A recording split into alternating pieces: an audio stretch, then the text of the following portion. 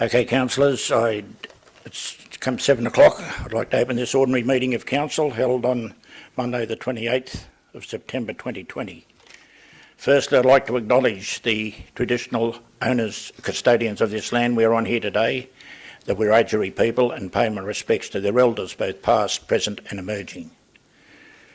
Declaration of webcasting. I inform all those in attendance at this meeting that the meeting is being webcast, and those in attendance should refrain from making any defamatory statements concerning any person, councillor or employee, and refrain from discussing those matters subject to closed council proceedings as indicated in clause 14.1 of the Code of Meeting Practice.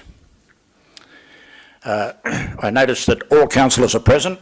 Mr Mayor, I've got a procedural motion. I'd like to move that the election of Mayor and Deputy Mayor take place immediately before the notices of motion. Thank you, Councillor Leslie. I have a order of business here that's been put forward by the General Manager, and he has suggested, if that's all right with Council, that straight after declarations of interest that we put forward those the elections of Mayor and Deputy Mayor. Is that okay with Council? I'll put that. Happy to move that. Yeah. All in favour? I declare that carried unanimous. So, present apologies. Just for the Council's record, Mr McGrath is not able to be with us this evening. Thank you, Mr General Manager. Declarations of interest. Yeah, I have one, Mayor. Item 10.24. My wife is an employee of the proponent. Thank you, Councillor Smith.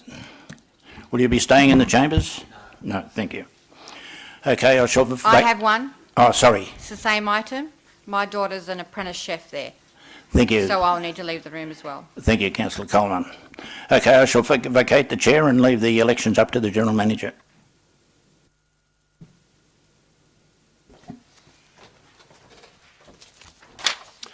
Thank you, Mr Mayor.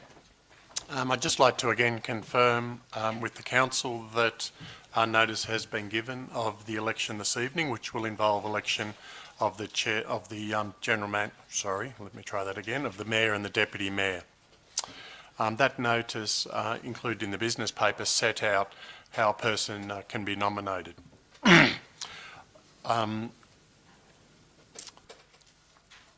I just wanted to confirm, and first of all, that I have a number of nominations for the position of Mayor. I have a nomination, and I've checked each of the nominations, and I attest to them all being valid.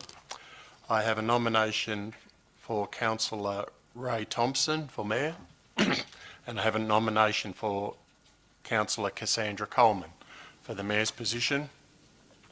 For the Deputy Mayor's position, I have a nomination for Councillor Wayne McAndrew. So I just give the Council the opportunity.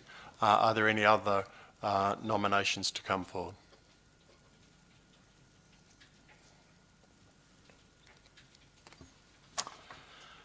So that being the case, I do just need to confirm procedurally that each of those parties that have been those councillors that have been nominated accept that nomination. So Councillor Thompson, yes. Councillor McAndrew, Councillor Coleman.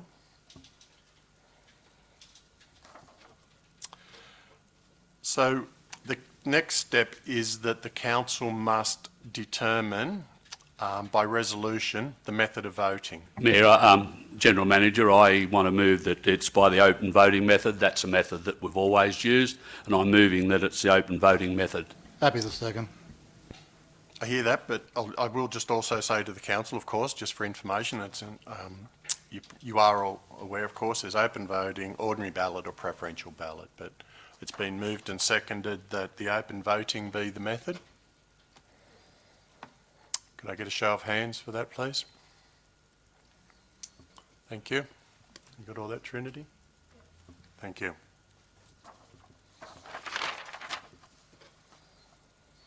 It's been resolved that the method of voting for the position of Mayor and Deputy Mayor, though it won't be necessary for the Deputy Mayor, of course, will be by show of hands. each councillor is entitled to vote for one candidate only.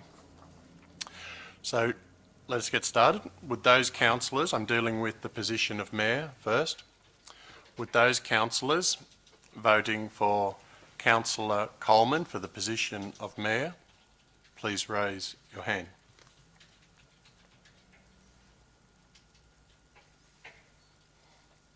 You got that, Trinity? Thank you for your indulgence.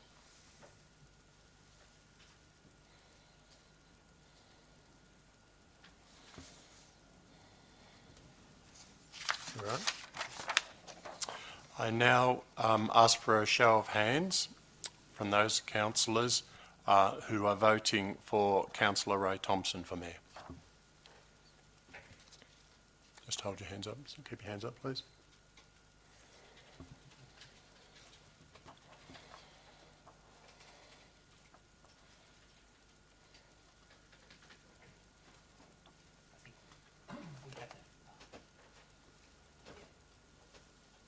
Thank you.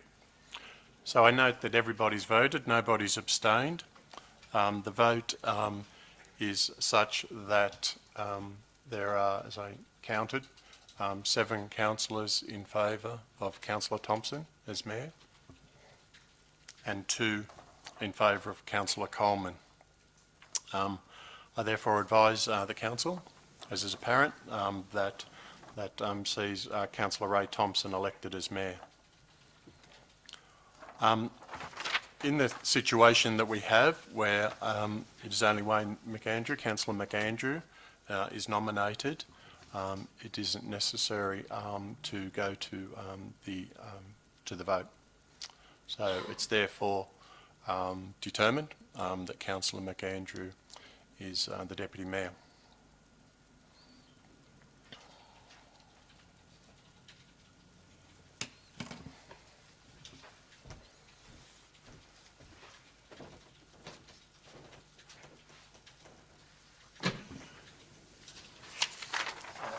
Thank you, Mr General Manager. First of all, I would like to thank the councillors for their support, and I would also like to acknowledge the contribution that Councillor Ring made as Deputy Mayor for the last 12 months, and congratulations to Councillor McAndrew being nominated unopposed as Deputy Mayor. Okay, councillors, we shall move on with the meeting. Confirmations of minutes of the last meeting. Moved Councillor Goodsall, seconded Councillor Smith. Those in favour? Those against? Councillor Leslie never voted. Commemorations and announcements. Councillor Smith. Yeah, I have one. It's sad that I'd like to acknowledge the passing of Mr. Laurie Gunnelson. Laurie passed away at the age of 56, far too young, was a very well-known resident of Wallerawang and a very prominent sportsman, and will be sadly missed. Thank you, Councillor Smith. Any other acknowledgements? I just would quickly like to acknowledge the Lithgow Panthers women's side winning another competition. I think they've been in 11 grand finals, and once again they are the premiers of the Western area. Public forum. We have 2 speakers on public forum tonight, Kirsty Wolf and Kieran Thompson, and they're going to be on webcam as far as I understand.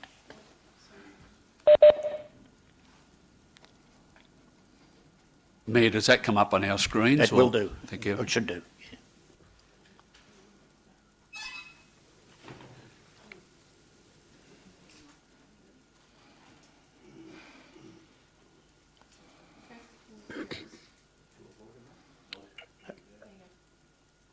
Okay. Yeah, I can see it. Yeah, can you hear me okay? Can you hear me yes. okay? Yes. Okay. Go ahead. Just your name, please, and just so for the councillors. Oh, thank you. My name's Kirsty Wolf. And you're a resident of? Hazelbrook in the Blue Mountains. I'm actually the applicant for, in relation to DA 114/2019, which is being considered tonight. Thank you. Go ahead. In relation to that application? Yes. Oh, thank you. Sorry, just getting used to the this process because I can't see anybody. Just in relation to that, Council have provided a development assessment report, which generally we are in favour of, and I refer to both myself and the owners of the property. And there were only two particular issues, and I provided a brief summary of those. That we actually had an issue with, and there were two of the conditions that were recommended in that development assessment report. They both relate to the access road to that property, and a report has been provided, and understand that Council have been provided with that report from Calais Civil in relation to that road. And as I understand it, since that report was prepared, there's actually been a grading of that road done already. So the 2 points relate to, firstly, one is passing bays, and the submission is that the passing bays are not necessary in the sense that normally it's a requirement of Rural Fire, and Rural Fire provided their consent to development and considered the internal access road, and in their letter they did not require passing bays. The second point also is that in the report from Calais Civil at page 3, they raised some concerns that, given the fact that that access road is already in quite good condition, that actually altering the drainage patterns to create those passing bays will cause soil movement and potential erosion. And it's quite often that in circumstances where roads go over flat cleared land, there's not necessary for passing bays to be formed because cars can pass each other regularly as they can in this road. And you can see from the photographs attached to the report from Calais Civil. The second issue relates to conditions which are points 1 and 14 of recommendation 8 in the report prepared by Council. And this is the requirement for to obtain the consent of the owner of lot 103. So the access road to the subject lot, which is 104, passes through lot 103, and it also that road actually also serves as access to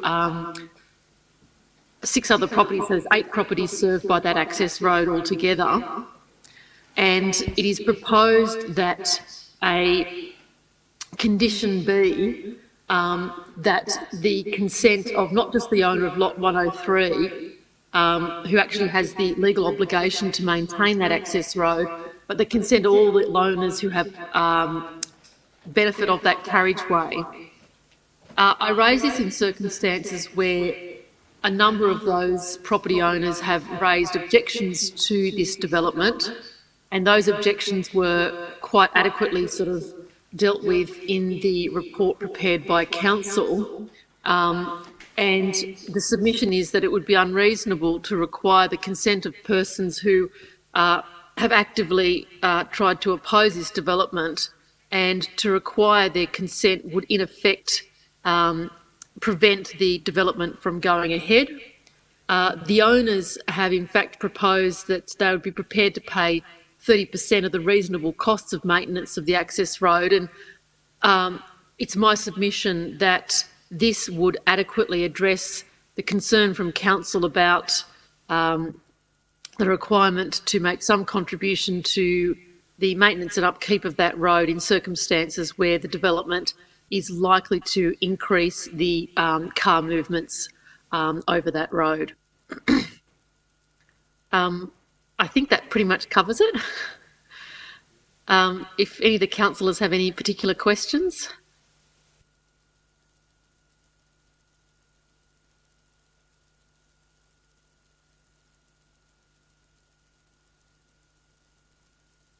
Thank you very much, Kirsty. Thank you.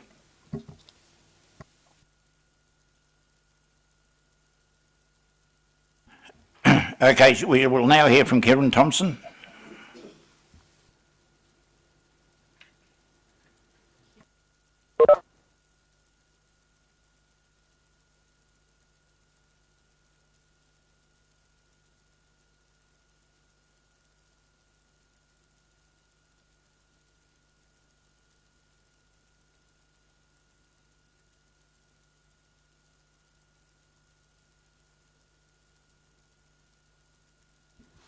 Okay, go ahead, Kieran.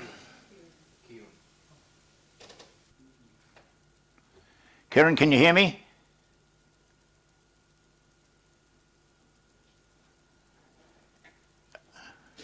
Hello, Kieran.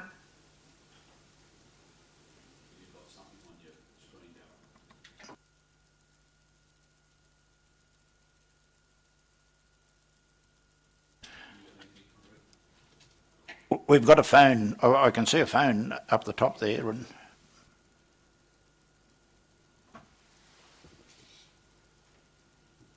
happening. Hello, Kieran. No.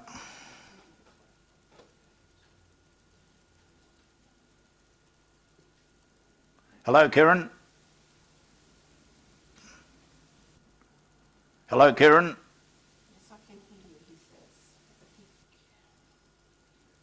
Oh, we can't hear him.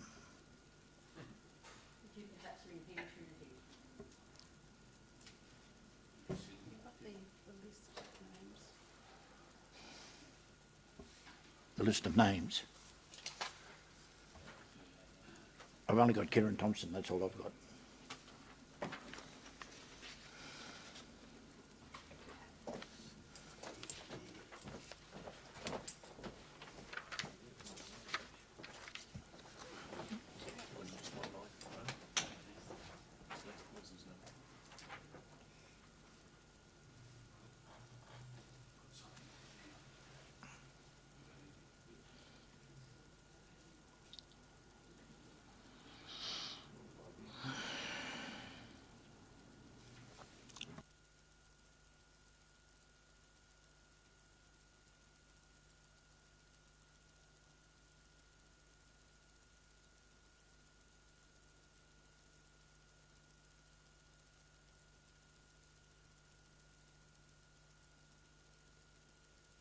So we can still hear you. 1 second.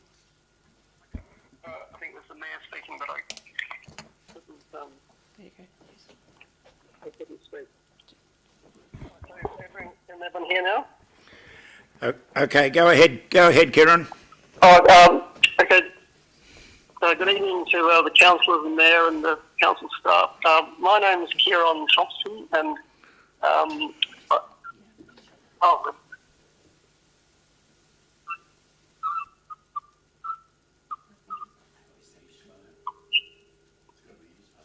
No, I think it must be your phone, Kieran. You're breaking up. let me just try and... That's better. Is that better? Yeah. Okay. So my name is Kieran Thompson, and I'm speaking in objection to the DA for the cabins in Megalong Valley. We own two of the lots near the proposal, and we live here with a family and raise beef cattle.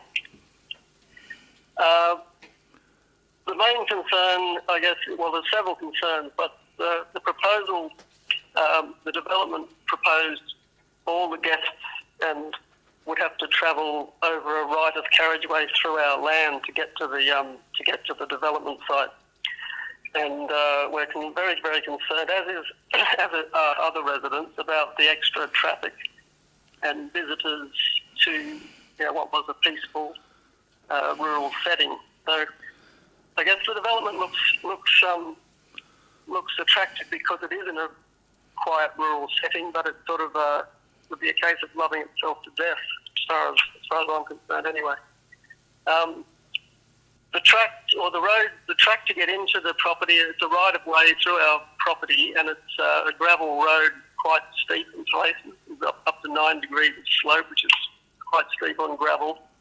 And it's very, very clear that increasing the traffic increases the wear, the dust, the noise, erosion. You only have to look at the state of the track as it passes each of the driveways, of which there are 8, I think.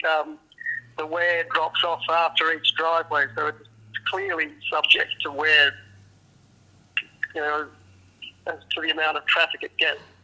So at the moment there's seven landowners, and to add 5 units of accommodation would significantly increase the traffic, maybe mostly on the weekend, but nevertheless it could be during the week as well. And the extra traffic, it's not just traffic, it's security, there's privacy.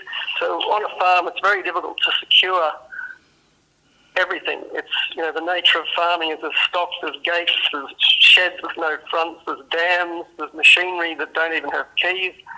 And we've seen in the past people who aren't used to, with all due respect, aren't used to rural activities can easily cause big problems either for themselves or for the enterprise.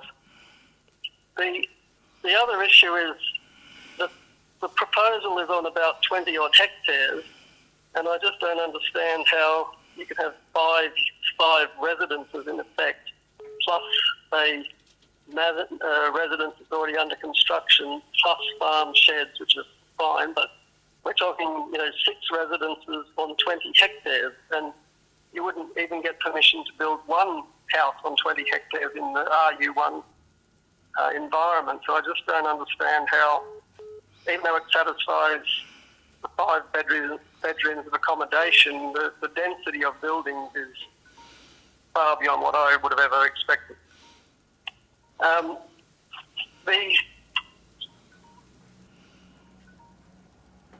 You still there? Yep, we're still here, sorry.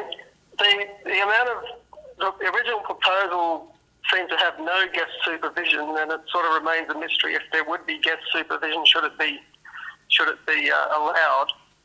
But you just can't have people wandering around on farms. That's just, you wouldn't allow it in a factory.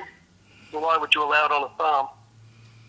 Anyway, the council planning department has obviously put a lot of work into looking at the application, and they put forward, quite comprehensive conditions of consent, which, in their views, address the concerns put forward by the residents.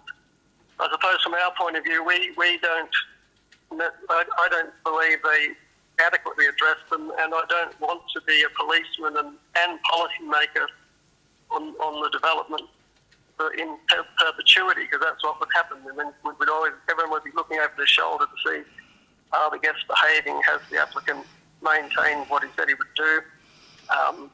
And it's not just the applicant. I mean, if it's sold on, then the subsequent owner of it would probably have a reduced level of risk of coherence with it, because they weren't involved in the original application. So from that point of view, where I and my family, and I'll only speak for us, would ask the council to reject the application, and it needs to be somewhere else, I think. So that's all I've got to say. Thank you. Thanks very much, Kieran, for your input. All right. Thank you. Thank you. Hey, hang on, we've got a question. Yep. Yep, question?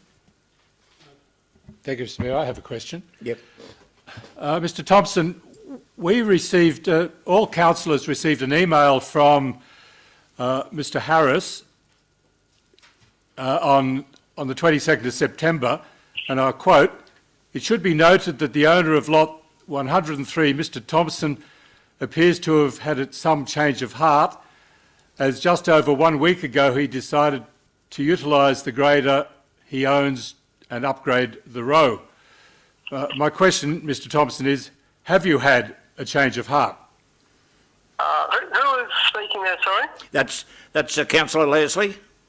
Councillor Leslie, no.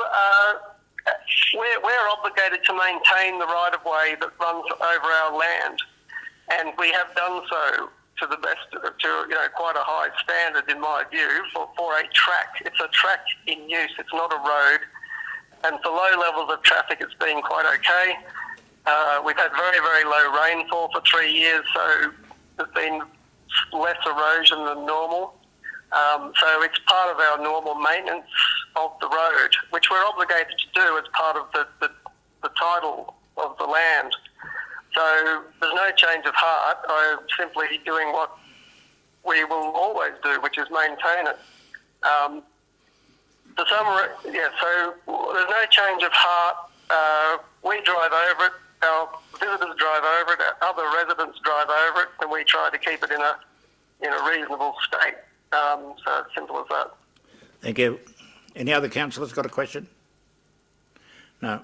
Okay then, thanks very much, Kieran. All right. Thank you, Mayor. Thank you. Mr Mayor, would it be possible to actually deal with this item now, since we've just heard the two speakers? I haven't got a problem with that. As the rest of the council feel. I'd be happy to move that as a procedural motion. I'll put that then. Those in favour? Thank you. Carried. What's the item number, Mayor? I've got to find it.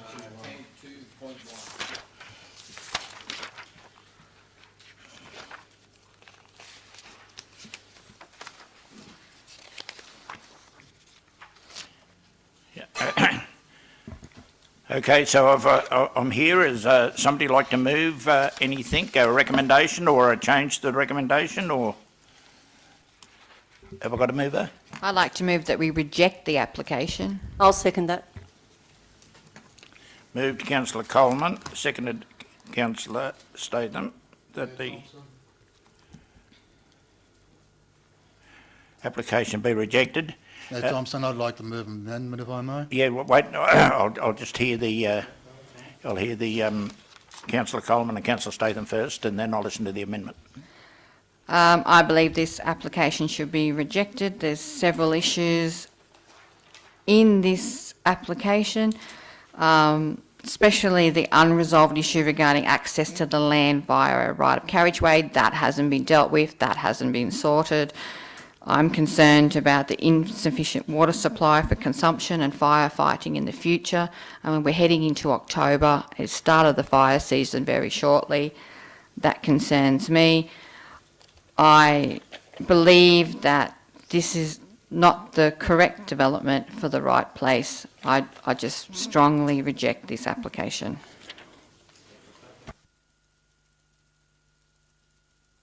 Firstly, I would like to congratulate Lachlan Sims and the Planning Department for their comprehensive, informative report.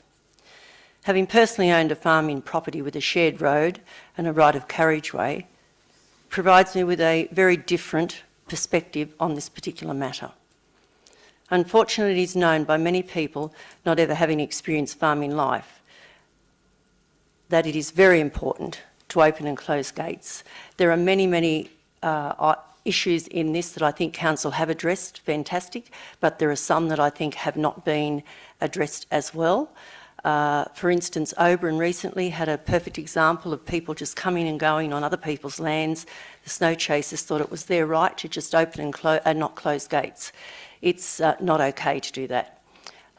Farming is a hard way of life, and the last thing any farmer needs to do is find roaming stock on their properties or other properties, and this could happen with the right-of-way and the extra vehicles that would be involved in the event that this is approved. Using this shared road, it could be difficult because it's an access track, it's not a road, and it is an access track. Mr Thompson, owner of this access track, has displayed his concerns, as many other farmers would, and also the residents of this area. I think we have to look at this long term, and as much as I want progress and prosperity in Lithgow, this is one particular DA that I think has more concerns negatively, even though the council has addressed a huge range of concerns and issues. It's a difficult decision as a councillor when the planning department do recommend a DA, and in our local government area we're required to, adhere to trying to vote the way we should to support the planning department. But in this particular instance, I do agree that we need to have a lot of thought into this, because at the end of the day, once this is done and voted on, I feel that it'll be a never-ending saga, and it'll be a major concern, and I feel in the future we could have enormous challenges. So I think the identified residents and Mr Thompson have every right where this particular road is a access track. It is going to prove to be a very difficult position long term, I think. Councillor Statham. Councillor Ring. I'd like to move that we revert back to the original recommendation proposed by the staff. Mayor, Have I got a point of second? order, you can't, the amendment cannot be a direct opposite to the current. To the And that's, as I understand, that's a direct It opposite. is a direct opposite, yes. Mayor, I have a question. I'm leaning- Excuse me, if I may, Mayor Thompson, can I move then that this recommendation is approved? Or is that still not acceptable? We've already got a motion to the We've opposite. got a Well, motion. We've got a motion out there. There's a The- live, Mayor, if I may, there's a Yeah. live motion in place. Yeah. That's the one in place. It's either voted for or against. An amendment can be moved to amend the motion, but it cannot be a direct opposite to the motion. Can I ask some questions, please, in relation to the... I never made I wasn't able to get and have a look at the site inspection, bearing in mind that the date was changed about 3 different times, and I was away when the final inspection took place, and I'm sorry I wasn't able to have a look at the issue firsthand. I understand there's a number of issues over and above just the main issue, it seemed, is of access. Can I just quote some words on page 18 of the report put forward by staff, and then I have some questions in relation to that. And I quote, "Of relevance to this application is that Lot 103 is not part of the development application, and the owner of Lot 103 has not consented to the application and lawfully is not required to, and is one of the objectors to the proposal. I understand there's 6 others. The farm stay accommodation will intensify the use of the access track and it has been identified that the access track will require upgrading to ensure public safety, to manage bushfire risks, and to minimise environmental impacts from additional traffic. These required upgrades to the access track will likely involve works beyond the existing track in use as identified in the Section 88B instrument, and will take place on private land, not subject to the development application. To address these requirements, the recommended draft consent conditions include requirements that the applicant undertake the necessary works to upgrade the access track to council satisfaction. But here's the kicker. This will require the applicant to obtain the necessary approval from the owner of Lot 103 to undertake the works. And we've heard quite clearly that agreement is not going to take place. So I struggle to understand why we would be recommending the approval of a DA when one of the major issues is access to the proposed works of the DA is not approved, and in fact is owned by someone else. And what I've seen here and what I've heard tonight is that there will be no permission given. Could I suggest, councillors, that we hear from Mr Muir on the subject as well? You got any problems with that, councillors? No, not at all. No. Thank you, Mr Mayor, councillors. This is a very, very complex matter, but the easiest way to try and get one's head around it is to look at it in probably 2 parts. The first one is the public law, and the public law relates to the council's assessment of a development application under the Environmental Planning and Assessment Act. Under the Environmental Planning and Assessment Act, the council as a consent authority is entitled and is quite in order for the council if for example, if there are works required to be done and those works have to be done on other land, then it is quite in order and is allowed by the law to place conditions of consent on an applicant to do such works, whether that be off-site or on-site.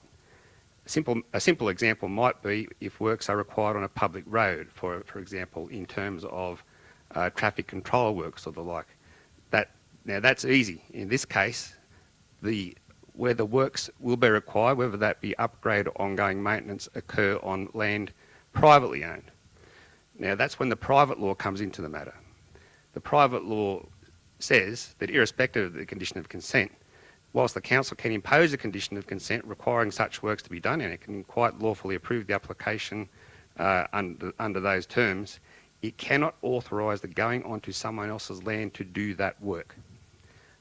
So whilst it is quite in order to impose those conditions of consent, that's where the council's role ends, and it is quite in order for a consent to be issued on that basis. That being said, the council cannot authorise another party to go onto someone else's private land to do that work. If I may, Mayor Thompson. Obviously, I'm going to speak against the motion. Just to follow on from Mr Muir, under Section 88B order, the person who gets the benefit can invite whoever they want onto their property. So this person could have 10, 20 cars going up to that property on a daily basis. There's no recourse by the owner of Lot 130. However, the proposal, my understanding from the staff, is that the increased activity from this requires that the road is upgraded. Now, if this is knocked back, goes to Land and Environment Court, I honestly believe that the proponent will win, because this application meets the legal requirements, regardless of whether or not you like it or don't like it, it meets the relevant requirements. When it goes to the Land and Environment Court, it is not council who places conditions on this. It is the Land and Environment Court. Now, the proponent, or sorry, the owner of Lot 130 may not be happy with this. 103, sorry. May not be happy with this, but it could be a lot worse if it is the Land and Environment Court making conditions. I also think that the requirement for a plan of management and for these people to work together is a good outcome. Now, to change a Section 88B, the only way that can be done is through the Supreme Court. I believe this is a good outcome for council. We meet our legal obligations. Whether or not they come to agreement, that's not our concern. If this was a council road, this development would be approved. You could not object to it. There's been no issues raised in relation to water or fire by the RFS. That's not relevant. The block itself, or the lot, is 111 hectares. It is in 2 sections. Once again, that's not relevant. It's a farm stay, and I'm not happy with it in terms of what I'd expect a farm stay experience to be. However, it meets the legal definition. We cannot alter this definition because it is part of the standard LEP, and the definition is restricted by law. I believe if we reject this, we stand to lose a lot of money. Councillor Goodsall. I'd like to speak against the motion as well. I support the DA as it stands on its own merit. It fits in with all the regulatory framework and it's compliant. The conditions of consent state that the applicant does need permission from the landowner to upgrade the access road to council's satisfaction for the development to move forward. I believe this is a private matter between the landowners, and to me it does not influence the DA approval process, nor to me is it a reason for refusal. I support it as it stood. Mr Mayor, if I may. Councillor Leslie. I hadn't been down to the Megalong Valley for many years, probably decades, and for Councillor McAndrew's position, it's really worth a trip. The area is just beautiful. At the moment, with the rain we've had, it just comes out. But it can also see that, you know, in the drought, there'd be major problems in the area. But it is a beautiful area. When people talk about living in God's country, I mean, those people have something to say on that. With commenting on Councillor Ring's comment about the Land and Environment Court, now I don't believe the Land and Environment Court can require a third party to undertake works. I can't see that at all. It's not. Point of order, Mayor Thompson. I did not say the Land and Environment Court would require people to undertake works. I said that the Land and Environment would set their own conditions, which may not be necessarily the same as the council conditions. Fair enough. Yep. All right, Yep. okay. Well, I'll state it as a fact. The Land and Environment Court can't require a third party to undertake works on their own property. It's just it just can't be done. It'd be against the law, and it would not be possible. So I can't see that particular fear in any way. But I don't think this is a particularly difficult item. But I just want to just concentrate on two issues.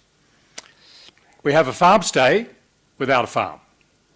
The clients here for this farm stay won't be families with young children wanting to learn how to milk a cow or how a sheep is shorn. There'll be bucks parties and the like. That's your clients, the bucks parties with their motorbikes and the works. Point of order, supposition. Yep. I didn't interrupt Councillor Ring, and I never interrupt Councillor Ring. Excuse me, councillors. I think Councillor Leslie's just making a point, and I'm quite prepared to listen. Thank you, Mr Mayor. But the main problem with this is that we're setting up false expectations. The council will create an unfortunate precedent and it'll set a rod for its own back. Access is the problem. I don't think the council, it's my belief, that I think the council should even be considering this DA until it sees in writing that access by the owner of lot 103 has been granted. I'd just like from the chair to make a couple of observations, if I may, because I did go down to the on-site meeting. I take on board what other councillors have said. I also listened to one of the last submissions that was stated down there, and the lady said 95% of the people that come down here will be okay, 5% won't. Now, we've seen what happened on the snow weekend out at Abron.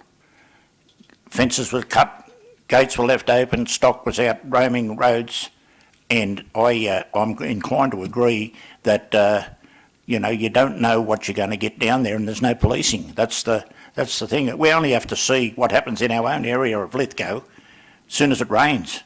The utes are out there ripping up turf. Willerowing, for instance, where Councillor Smith goes, even down on our own ovals at the Glenmire and so forth. I'm inclined to agree that the motion should stand, but that's just my view from the chair. Mayor, could I ask a question? I spoke before. Mr. Muir put his contribution in, and that raises more questions for me. This is a difficult issue, and we need to make a decision on it tonight. If it's an issue about two sets of law, why then are we able to put into a DA a condition, a consent condition, applying to access in a road owned by somebody else? So I'm confused. If we're abiding by the law in the DA, but we're thrown into the DA to the applicant a requirement to do something that is covered by different law. So why is it even in there? Mr. Muir. And I know it's difficult. One of them indicates that this development will be an intensification of a land use, and that intensification of that land use, because it gets its access from a private road, the council can lawfully impose the condition requiring that road work to be done in a regulatory sense. But what it can't impinge upon is the private rights of a landowner. But Mayor, if I may, that's the confusing point. We're saying to the draft consent that the applicant must do it, but the applicant doesn't own it. But it is entirely up to, and this situation clearly wouldn't arise if the access to this development was from a public road. That being the case, it is from a private road, which obviously complicates the matter. That being said, works would be required on this road because of the development, and council can lawfully require that to happen, but it cannot give its approval to actually physically go onto someone else's land and do work. That's where the distinction lies. Could I just ask a question, Mr. Muir? If Mr. Thompson allowed this application to go ahead and then sold his property and the next person come in, would he be allowed to stop it? It would depend on what agreement was reached between the parties and whether, for example, those agreements were placed, for example, on the title of land, or whether there was some other agreement that went with the land, not just the owner of the time. Thank you. Mr Mayor, that's the most Mr. brilliant question I've Just, ever heard. just hold on. Oh, sorry, you're going to ask Mr. Mura's question. No, I was just going to congratulate you on a brilliant question. Oh, thank you.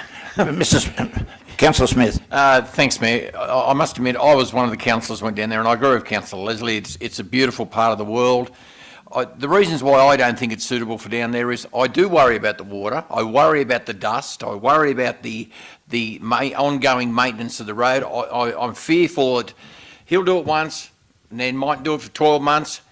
When it comes summertime and it blows up through that gully, then people... And another thing I'm really fearful of is who's going to manage these visitors all the time? Are we going to, and I know it's the Oberyn scenario, are we going to have bedlam there when there's no full-time manager? That's one of the things I'm really fearful of. But as I said, the water, the firefighting water, the maintenance of the road, it's not what the residents want, and it's not suitable, in my opinion, for that area. Mr Mayor, just with the council's indulgence, and I must apologise, normally we'd try and have some information in the background, but time just, I suppose, passed us by today off a number of other things. But if the council was of a view to refuse the application, the General Manager and I have discussed possible ways that we could deal with that, because a refusal of an application should really have due regard to the provisions of section 4.15 of the Environmental Planning and Assessment Act. So there's a couple of ways that we could deal with that. One way could be that if the council was of a mind to refuse the application, it could ask the staff to bring back a report as to what might be reasons for refusal under those relevant provisions. Or I suppose we could do it on the run, and I could quote you some sections of the Act, and if that fits with where the concerns the councillors have, then I suppose we could do it that way as well, perhaps. I'm looking at the General Manager, hoping that sounds reasonable to him. Mayor, since I was the mover of the motion, I think that's very sensible to include that in the motion that I moved. I think we need to cover all bases. I still believe that we need to reject the application, but I believe that we need to have a report come back. Second, are you happy with that? Yes, Mayor Thompson. I spoke to Kieran Thompson this evening about 6:15. He's got no intention whatsoever of allowing people through that access to that farm stay. And if it was a farm stay with a manager, perhaps, and there was a lot of conditions set out there, because we don't want to stop progress, and we do need more farm stays. It isn't a farm. I think it really needs to be looked at seriously, because the owner has the right to accept or not accept more traffic on his road. And I think it's going to be very difficult to get a compromise, unfortunately. So, if you entered that into Trinity, that a report come back, just quite happy with the report to come back from our council officers. I guess it'd be something, if I'm sort of supposing what the council's wishes are, a report come back to council, noting the council's desire in relation to the determination of the applications, and providing advice to councillors on the adequate reasons under section 4.15 of the Environmental Planning and Assessment Act. Mayor Thompson, if I could we also have some sort of legal assessment with that as well, what the risk was? We certainly could get an opinion, but I know what the opinion will say. It will say that this is a matter of merit. There's not actually any strict matters of law to be determined. It's purely a case of planning merit. Okay, look, if there's no more discussion, I'll ask the right to reply. Yes, thank you, exactly. Mayor Yes, Thompson. you certainly have. Let's just deal with the legal definition. This application, it may have met all the legal requirements, but it hasn't met the moral requirements as far as I'm concerned. 8 residents down there, I believe, 5 have objected to that. I'm not quite sure who Councillor Ring stands for, but I stand for the community that live there, and they don't want this. There's issues with the right of carriageway. This isn't a private matter. This is a matter that came to council. We have to make a decision on this, and it's regarding the right of the carriageway. I want to touch on a point you said, Councillor Thompson, in regards to policing. Like, that's a real concern. If there's trouble down there and our police have to go down there, that's going to be a huge issue, considering they're already stretched to the max, considering that, you know, they're already down in Victoria manning borders. So that's a real issue as well. Thanks. Okay, councillors, you've heard the debate. I shall put the motion as it is. Those in favour? One, two, Councillor Smith, McAndrew, Coleman, Thompson and Leslie. Those against? Councillor Goodsall, Ring and Goodwin. I declare the motion carried.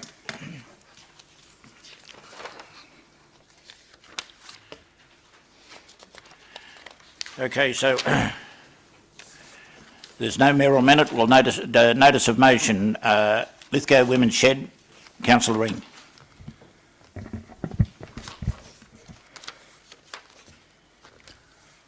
Yeah, I'll obviously move it. Have I got a seconder? Councillor Goodsall.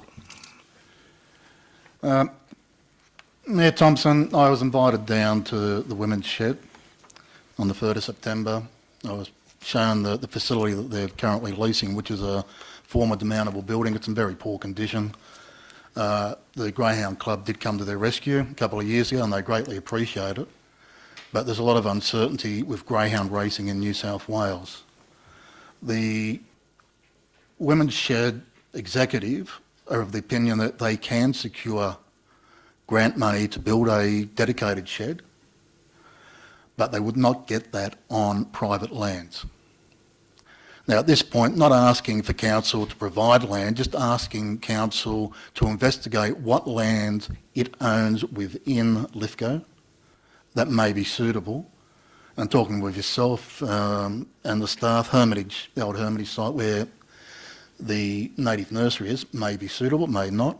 There may be an existing facility where another shed can be constructed.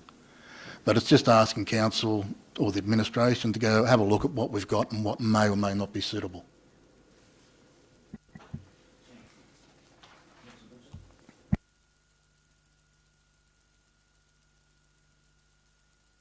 So I'd like to speak on this.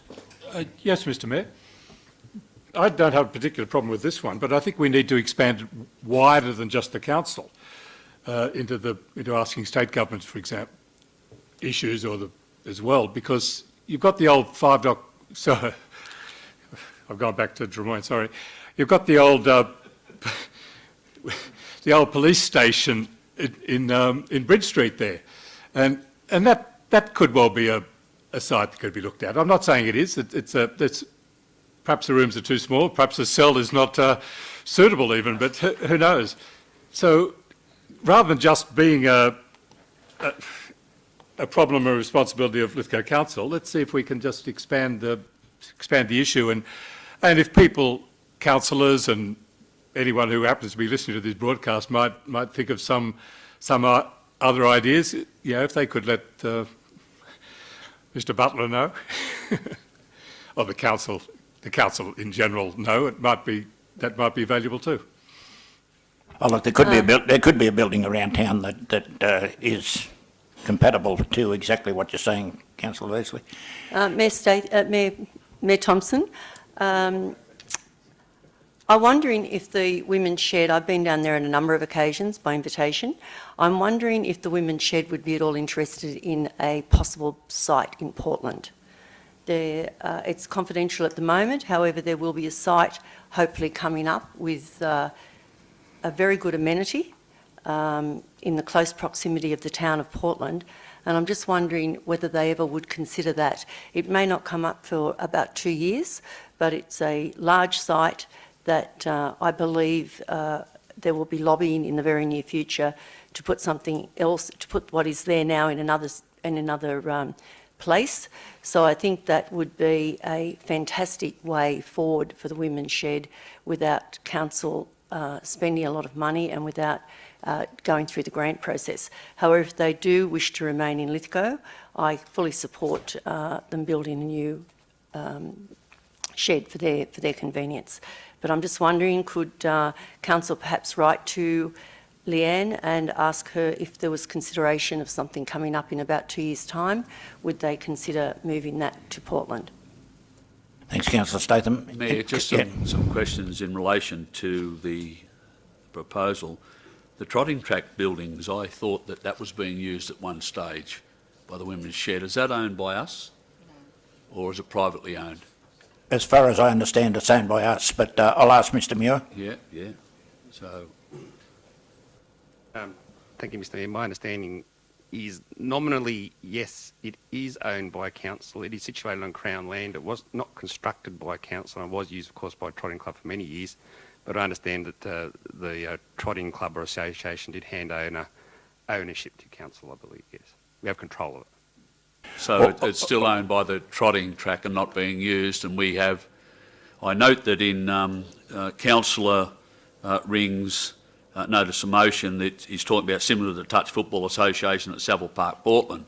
And we own the land, and they've got a grant to build something on it, but once it's built on it, it becomes ours anyway, Yeah. for their use, of course. So, and can I just be clear on the issue of the grants? Councillor Statham raised something about no cost to us or less cost to us.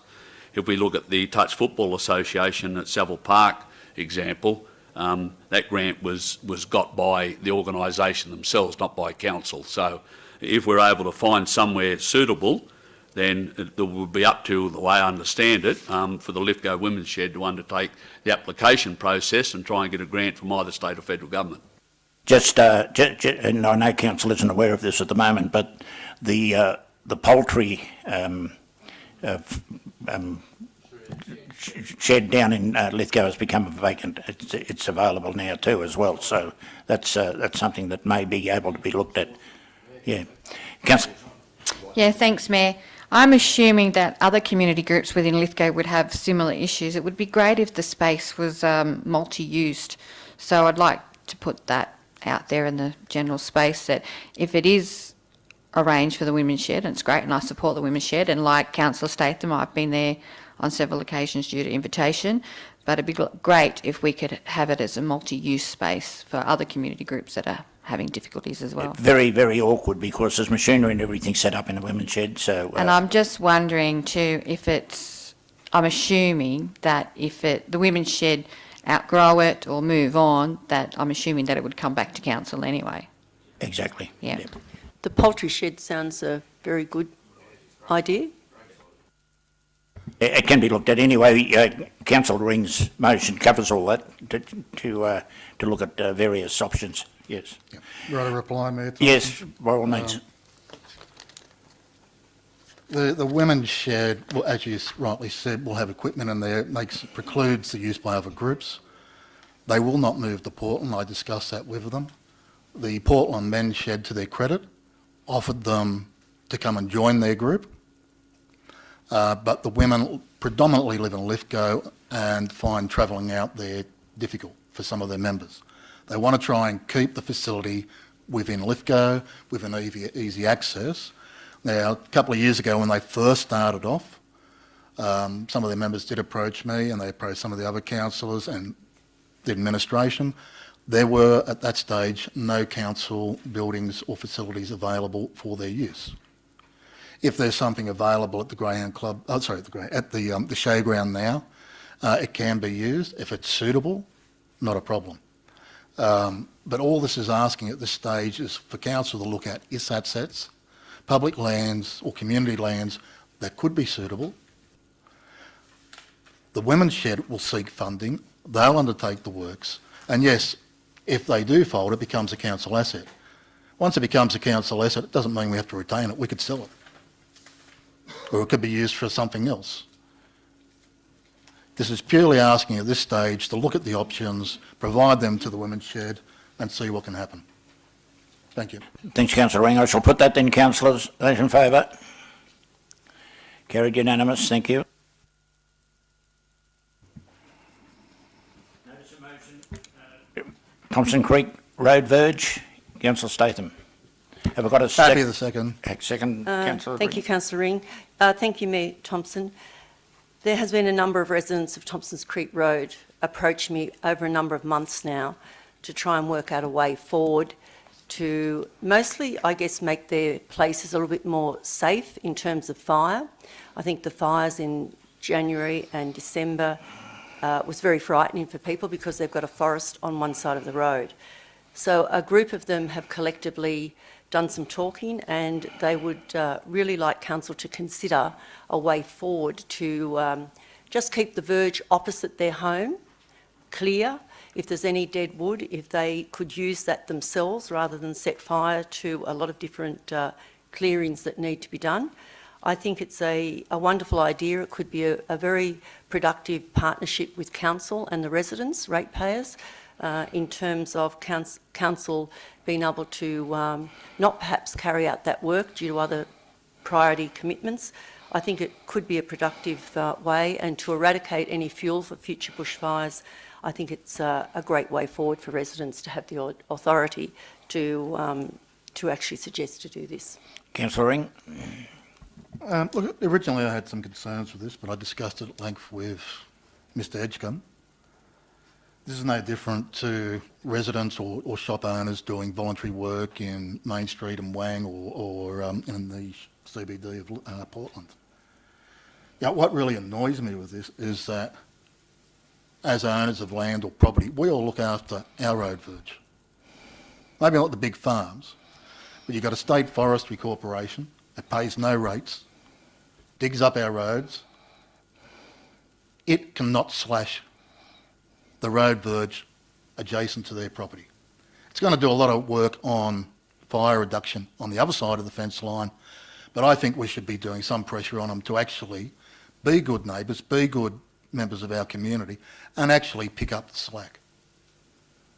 That's personally what I think. It really annoys me that these organisations that pay nothing to our rates, contribute nothing, but use up our resources, can get away with it. If the residents are able to do this, and I believe under the council's policy it's not a problem, they've only got to do an induction course for work health safety, they can then reduce the fire risk to their properties. But I think it is really pathetic of the State Forestry Corporation not to be a good community member and look after the verges in our community. Thank you. Councillor Coleman. I acknowledge that we definitely need to prepare for the fire season. We don't want to see what we witnessed, this time last year in regards to the Gosford fire. I just have a question to one of the council staff, Mayor Thompson.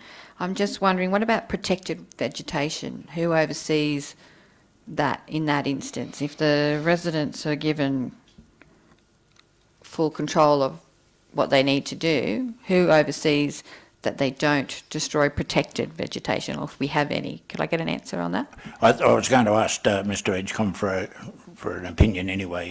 There's a few questions about safety, about cars, about all those sorts of things. I have a few issues there. If I could get a statement from Mr Edgecombe.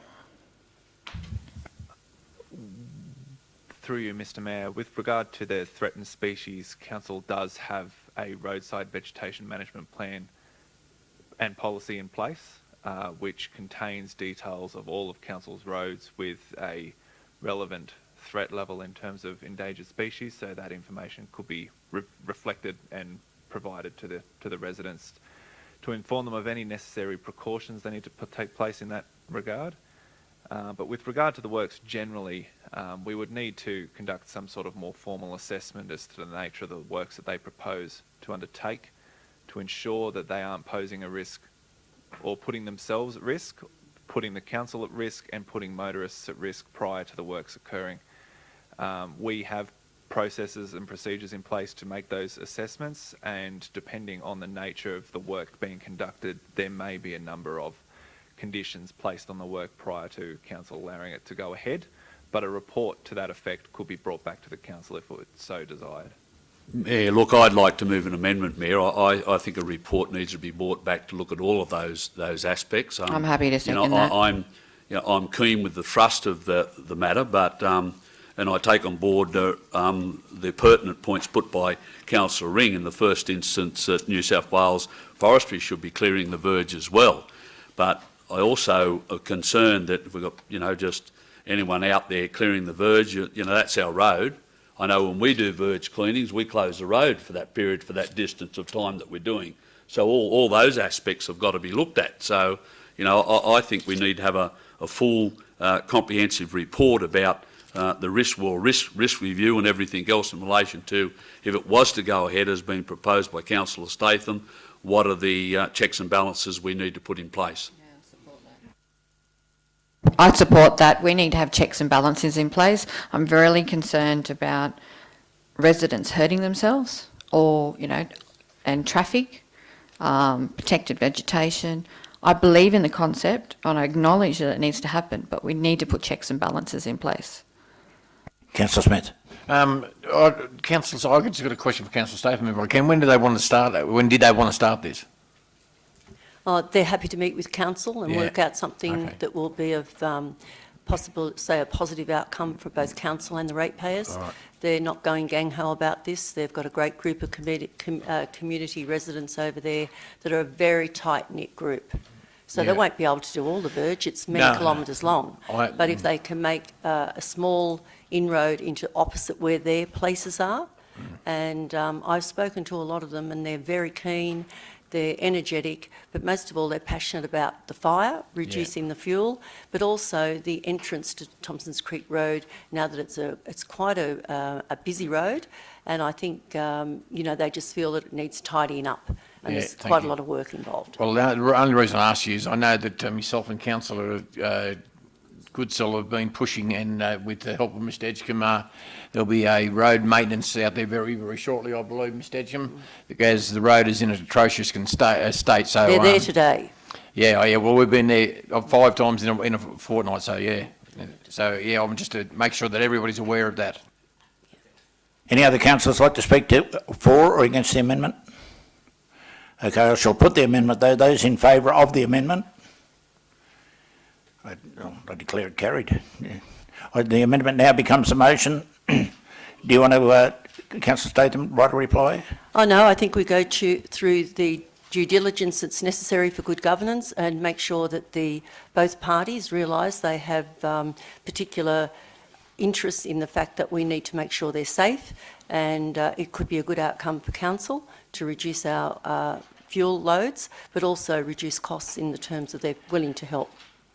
Thank you. I shall put the motion then. Those in favour of the motion, declare it carried, unanimous. Thank you.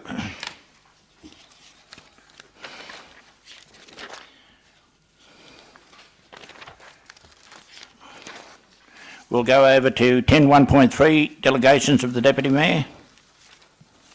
There's a recommendation there. Happy to move. Happy to move. Councillor Ring. Happy to second. Councillor Coleman. Any discussion? No. Thank you. I shall put that then. Those in favour? I declare that carried. Unanimous. Farm stay has been done.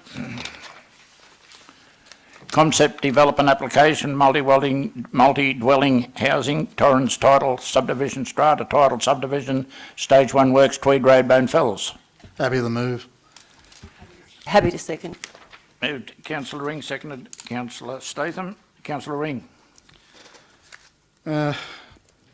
With yourself and some of the other councillors, I attended the public meeting. A couple of the people who had raised issues were satisfied with the responses at that meeting, that the issues were resolved for them. Look, I think potentially this is a good outcome for this land. It's not great land. I think it's a reasonably well thought out project at starting with free. And look, it might be a case that the developer's going to use the first free to fund the additional work. That's not uncommon. But I think this is the style of housing that we do need in this community. It's small scale, it's low density, not multi-storey.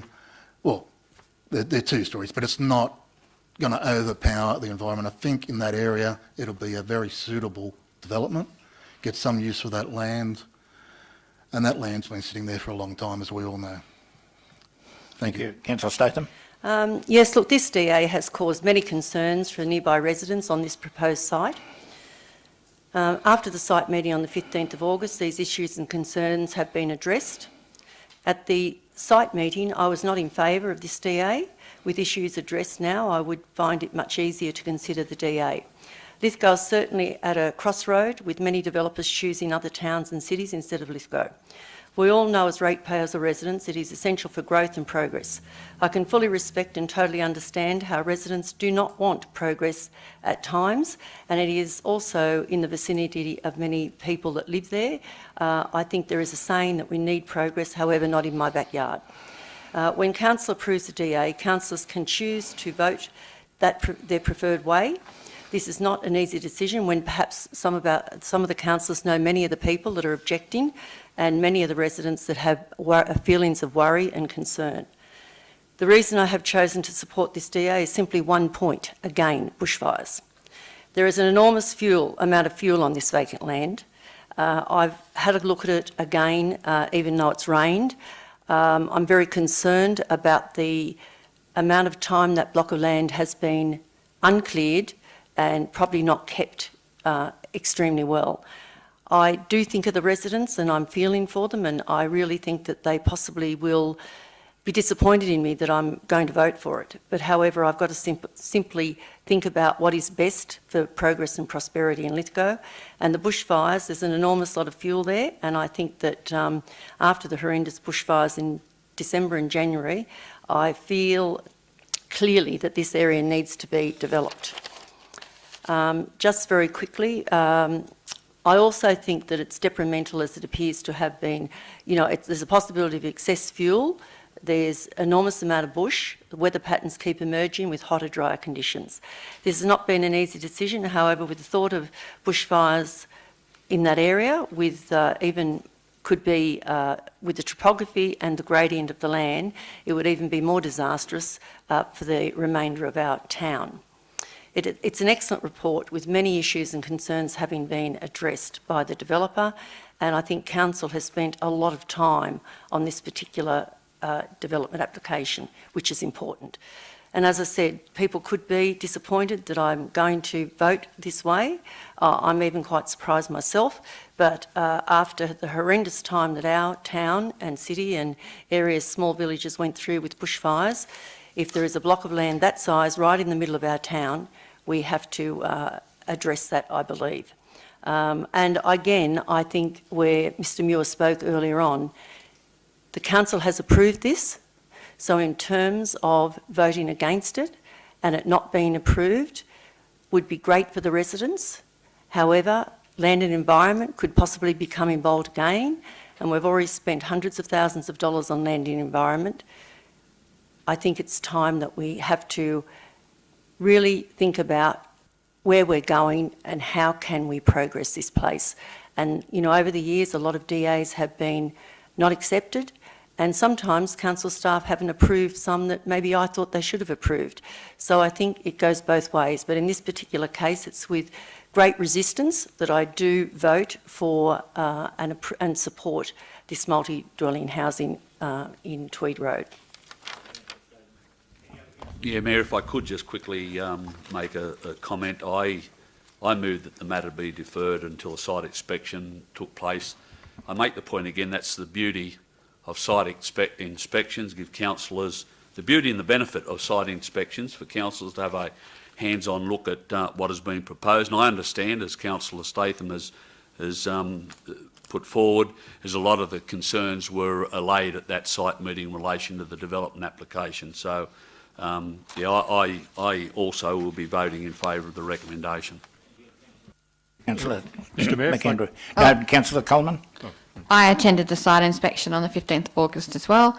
I had 5 or 6 people come and speak to me. They're still lobbying me against this. I can't support this DA. Sewerage infrastructure is still concerning. There's no public footpath planned. I would like the developer to investigate a proper road access into the site. That was a huge issue there.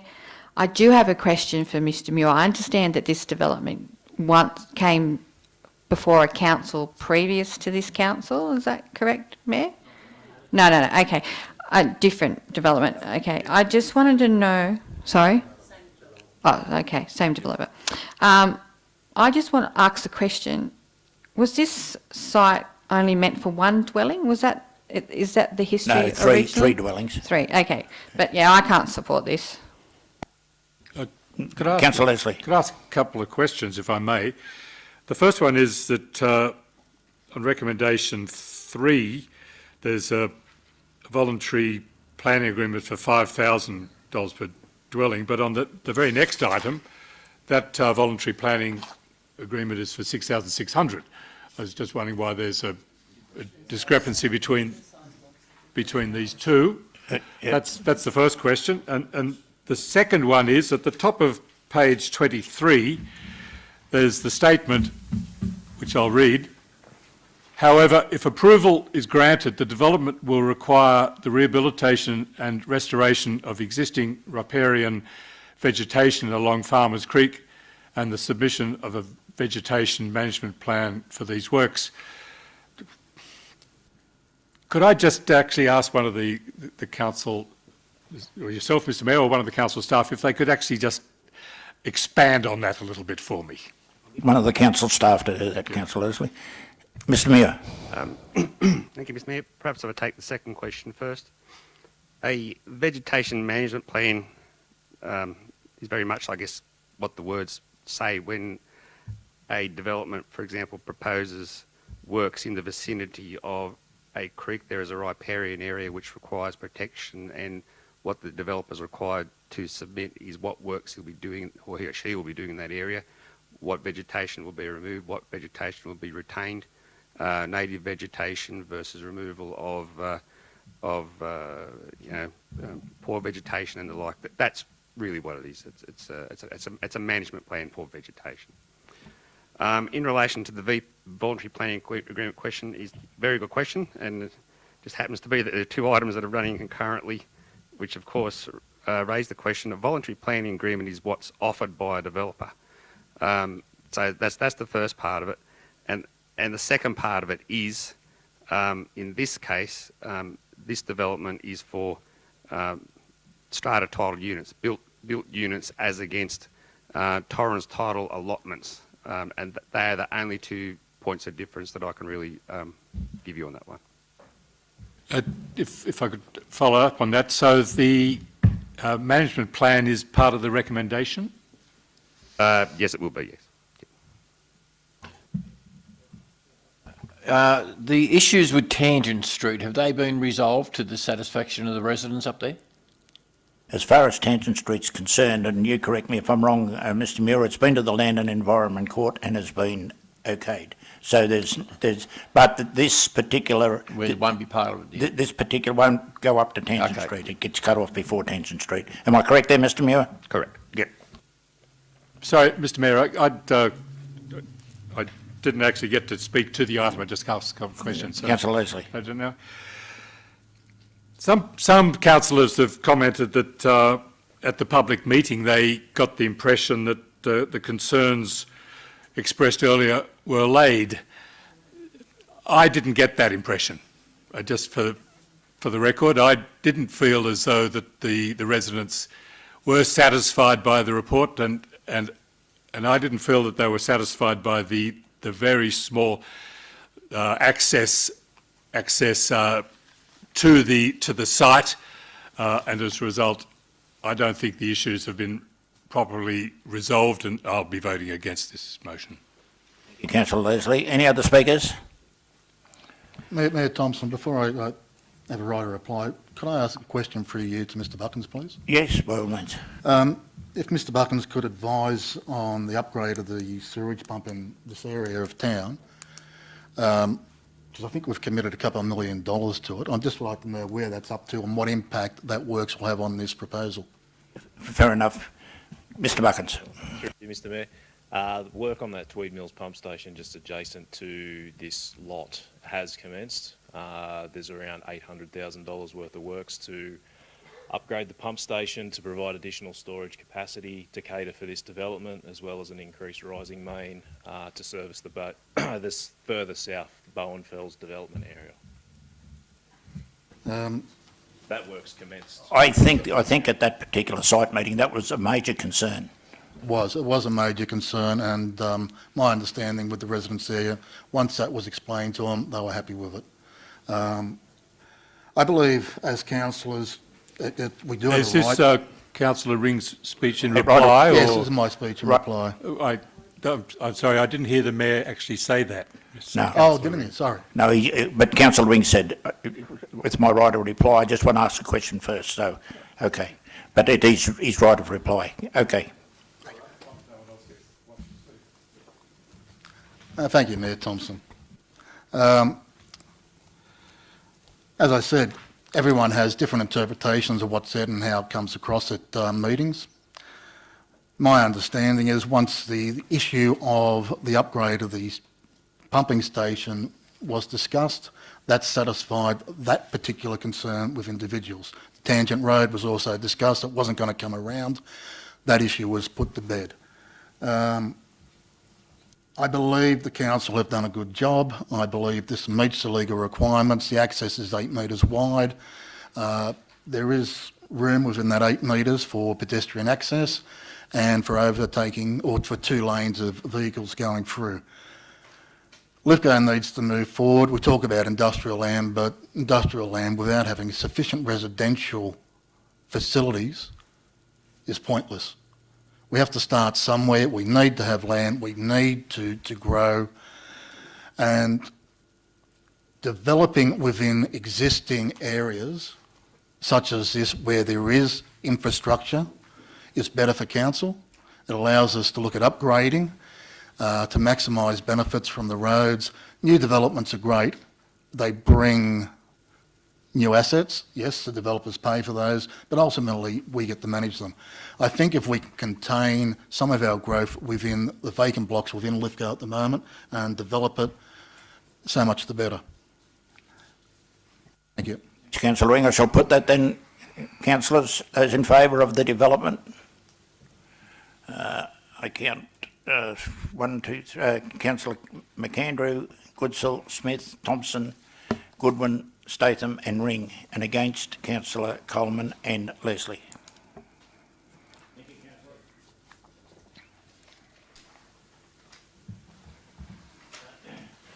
10.2.3. I'll lot- move that, Mayor move. Thompson. Happy to second. Moved Councillor Statham, seconded Councillor Goodsall. Pretty simple, Mayor Thompson. Unfortunately or fortunately, there's been no submissions against this proposal. And again, it's going to be $534,600 at $6,600 per residential lot. So that money can go into some wonderful community facilities for Lithgow. And I think that it's a very simple report, done very well, and I can't see any reason why we can't support Lachlan Sims as acting team leader in support for this application. Mayor, I support this as well fully. However, I do understand why there's been no submissions. Notification of DAs goes to landowners only. A large portion of this community and the area affected by this DA is housing commission residents. So I understand one letter's gone to the Department of Housing. Of course, I've got no objection. Residents directly impacted by this development include Outer Crescent, Buttress Place, Lander Street, Ikara Street and Maddle Street. I think that all residents need to be notified of development applications, and I'll be raising this as a matter of great urgency later on. But I do support the development application. Thanks, Councillor Goodsall. Councillors, Councillor Coleman. I support this submission as well. It's a good submission. Opportunity for the community to get involved too. I mean, there's including new roads, so that'd be a great opportunity for the community to come forward and hopefully name the roads. A new sewer pump station, which is great. Stormwater treatment infrastructure is great. A dedication of open space, great. This ticks all the boxes for me. Mayor, I support the application, but I do have a question of concern, and to a certain extent Councillor Goodsall has already raised that. I was going to raise it earlier because it relates to all development applications, but this is the first one, 10.2.3, that talks about the notification of development applications, and I quote on page 25, this policy has now been repealed and replaced by the Lithgow Community Participation Plan. I don't even know what that is. I don't even know when it came in. But I'm not sure when it was repealed or replaced, and I can't recall council making a decision in relation to what the Lithgow Community Participation Plan should be. I thought we should have had some say in it. But aside from all that, all of the developer applications in tonight's paper, and especially the one that's been called in relation to Martini Parade, there's been issues raised with me about notification. And I've raised these issues before. Who is to be notified? How wide? How far? Next door neighbour or the neighbour up the street? I remember being told some years ago that if a development application was occurring near a councillor, that councillor, if that councillor was within 500 metres of the development application, they needed to declare a conflict of interest. I'm just wondering whether the reverse is the same. If there's a development application in place, should those adjoining landowners and neighbours in a 500 metre area be advised? I don't know. I've never been able to understand exactly what the rules are. I note that Councillor Ringer's just put up a copy of the Lithgow Community Participation Plan. I can't recall this council being advised of that change, nor can I recall this council being asked to make comment on a policy being repealed and replaced by the Lithgow Community Participation Plan. I may have been away when it was dealt with, but I can't recall it being formally dealt with at a formal council meeting. I would have thought something as important as that should have been. And I'm happy to hear that Councillor Goodsall will be raising, as a matter of urgency, this whole issue of notification in relation to development applications. Council has got a policy on notification, and the policy generally only relates to notifying people to put in submissions. And I have spoken to the General Manager about this as well, and he agrees that our communication and notification needs to be better. So we'll listen to what happens later on in the meeting and see what happens. But with respect, Mayor, that policy no longer exists. It's been now replaced by what's called the Lithgow Community Participation Plan. Yeah, I'll ask Mr Muir to expand on that. Thank you. Thank you, Mr Mayor. Just looking here, it was adopted by Council at its ordinary meeting of the 25th of November 2019. It replaced the old consultation policy. It is a requirement under the state government legislation to have a community participation plan, and it essentially does the same thing in relation to the notification of development applications. So there was very little in relation to changes in that regard, but 25th of November 2019, it was adopted. Thanks, Mr Muir. Thank you, Mr Mayor. I'm also concerned about the way that properties local residents and property owners are notified. My mother's property, now my property, had a sewage pumping station placed on its boundary. It's so close to the boundary that the water off the roof runs onto it, and a sewage overflow from Treeview has run down that access road to the gunning placements onto my property. And yet, when my mother was alive, the only notification she got about this sewage pumping station coming onto her property was that a letterbox drop was considered satisfactory. She wasn't even given a letter of this in herself, so she couldn't do it. She couldn't talk to her own legal advice, and she couldn't speak to me on the matter. So and of course this was then built at great inconvenience and cost, and totally lowering the value of that property. So these things do need to be considered far more carefully than they are at the moment. Leslie, any? Yeah, Mayor Thompson. I appreciate Councillor McAndrew probably didn't remember when this happened, but only councillors can adopt or withdraw policy. I did go back to it, I didn't remember it, and if it's not adequate, then it's up to us to change it. I don't think it's probably appropriate, it's not my call, it's your call, but I don't think it's appropriate for urgent business. It doesn't meet the requirements of urgent business. I would much rather see at the briefing on Wednesday night, if we could have a general discussion on it, and then if we're in agreement, ask the council administration to come back to the next meeting with an amended Lithgow community participation plan that meets the concerns of the councillors. Yeah. We need to make sure that... Look, I would concur with you. The only reason that I would, and I most probably will, and I shouldn't be raising it here anyway, but as a matter of urgency, if we have to go, if council officers take us out to Martini Parade before it's changed, there may be a lot of people that's not notified in Martini Parade about this 7-storey building. So, yeah, so I think it needs to be changed before then. That's fine, Mayor. I wasn't trying to usurp your decision. No. I was just putting up personal opinion. Right, okay. Mayor, can I just ask, I agree with Councillor Goodsall too in regards to the notification. I remember when we went to the sale of the land in Barton Street in Wallerawang, we got a flogging off the community because the only way that half the community found out was by Facebook. It was a very bad example for us. I know, so we need to tidy this up and make better communication. Well, I think too also there was a parcel of land at Wallerawang sold. Councillor Statham, is there any other councillors, and then you can have your right of reply? Yeah. Is there any other right of reply, Councillor Statham? Yes, just Councillor Smith, I totally agree. There was a parcel of land sold at Wallerawang.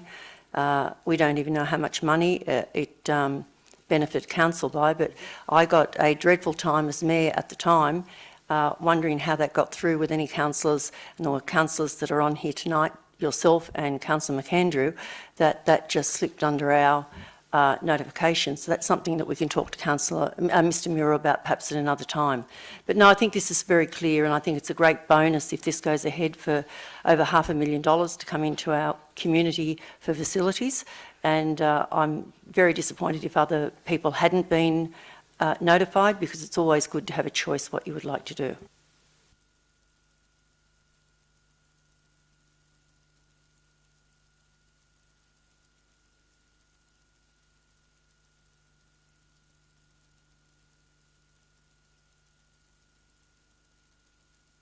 Draft planning proposal spot rezoning. Happy to Black and move. I'll Pearl second that. Motel.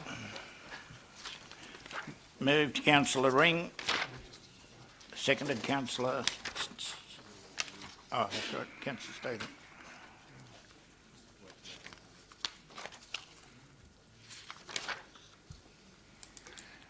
Councillor Ring. Look, I'm really happy to back this. Black Gold Cabins, Rob Clough and his wife have done a tremendous job out there over the years. But I'm also happy that that's here tonight, because here's an example of spot rezoning by a proponent, a developer if you want. Not that I'd call Rob a developer in the legal sense of the word, but anyone in this community can undertake a spot rezoning if they go through the process. Now, tonight what we're approving is that we will forward this to the Department of Planning, to their gateway process. They'll make a determination, and hopefully it'll come back that the council can make a determination. Reading the report, it's fairly straightforward and it's fairly simple and actually makes sense. So look, I'm really happy that this has come through tonight. I agree with Councillor Ring that the gateway planning will also be the determination point. It's not for us tonight to determine this, but I feel it is essential that we support it.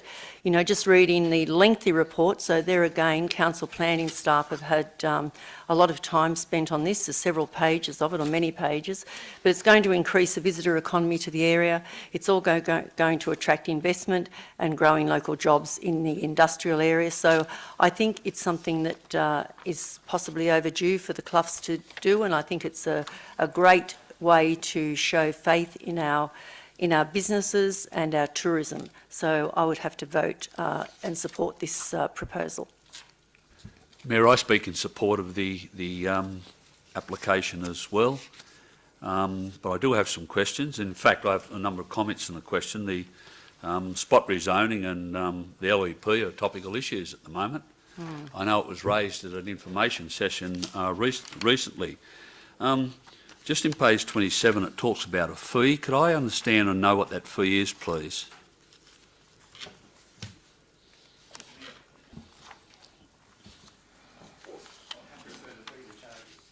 It's the second paragraph after the summary.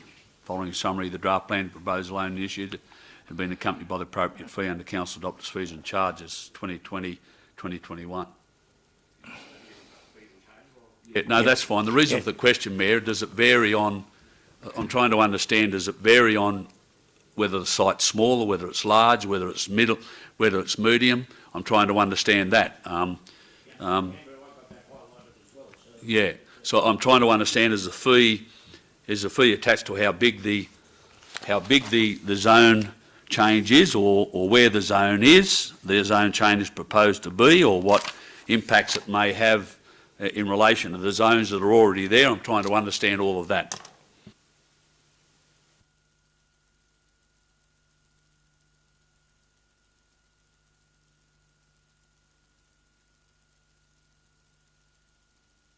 Mr Mayor, planning proposals under council, page 36 of council's fees and charges. There is for a minor planning proposal and a major planning proposal, but there is a two-stage process. First of all, there's the lodgement. So there's an initial request for a planning proposal, and if council does not support the concept, up to 50% of the lodgement fee may be returned to the proponent, and that's $8,000.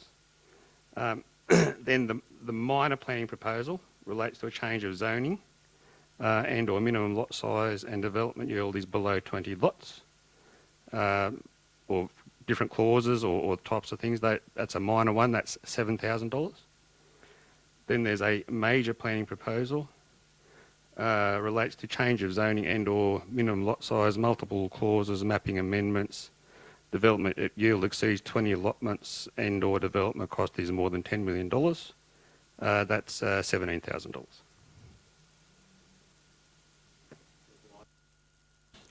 So minor is 7. 7. Major has two components, 8 and 17. They both have the component for lodgement, but that if council doesn't proceed with the planning proposal and it doesn't make the gateway, then there's a refund of that lodgement. Yep. Then in addition is for a minor planning proposal $7,000 and for a major planning proposal $17,000. So this Is there any charges of the SEP as well? Sorry? Is there any charges from the state government as well? No. No. So this falls under the minor or major? This one will be minor. Minor. Yep. So it's a $7,000 fee, $7,000 plus the and if it 8,000. doesn't make it through the gateway process, But if council doesn't support it, first of all, council doesn't support it, then they get a refund. yep. But if it goes to the next level, there's their lodgement fee, which still remains in place, plus their application fee. So the lodgement's over and above the 7,000. That's right. So everyone wanting this type of change has got to go through the gateway process. Okay. Excuse So me, Mr we Muir. we don't know what that second amount is then. The second amount's $7,000. So the total amount for this one will be... No. Council okays it tonight, for example, if that's the wish of council. Yep. Then it goes to the gateway. Yep. What's the lodgement cost? $8,000 is the initial cost. Yep. That's the lodgement, and $7,000 for the application for the planning proposal. So total, 7 and 8 just for a minor, total of $15,000. just for a minor. Yep. And the major is that plus 17. Yeah, 8 plus 17. Yep. Through you, Mayor Thompson, may I ask Mr Muir just one quick question, please? In terms of this being successful, do then they play a voluntary planning agreement? Because they are building and going to build? That would more likely have an implication for any built development that follows the Right. rezoning. Yep, fair enough. Would that be planning development or a 94A? Initially, and it depends on the development, it would at least be a Section 94A, but depending on the type of proposal and the impacts it might have, for example, and clearly there is a call for a higher level contribution, that's when we'd seek to negotiate a voluntary planning agreement. Thank you. Just Any other questions for Mr Muir? Just one more. I was looking through it and it says here about Lithgow government area doesn't have a koala plan and management. Does it, are we looking at doing one or? We've got any koalas here, have we? Mayor Thompson, if I could, if you look at the SAP and look at the plans, if there's a 1 hectare development over at Landers Street, you'd have to do a koala management plan. Well, council would have to consider it. In fact, there's koalas right in the middle of town and in Portland, according to the maps. Oh, I see. Yeah, fair It's enough. SAP. I can say no more other than there is a revised state policy for koalas which we have to comply with, yes. Thank you. Any other questions? No? Right, a reply, Councillor Ring. I'd just like to say that, given the discussions we've had with the LEP, this does demonstrate the spot rezonings can work, and that it's up to the individual to actually get their planning paperwork in. And council is supportive. This is not the first one that's come through. There was one done at Brays Lane. There was another one which hasn't been followed through, which we're possibly all aware of. But I am aware that Mr Butler is very keen to assist and work with anyone who comes to council with a proposal. I think this is a great outcome for the community of Wallerawang and of the broader Lithgow community. Yes, well done. Yep. Okay, I shall put that then, councillors. Those in favour? Carried unanimous. Thank you. We ask the other councillors to come back in. Thank you.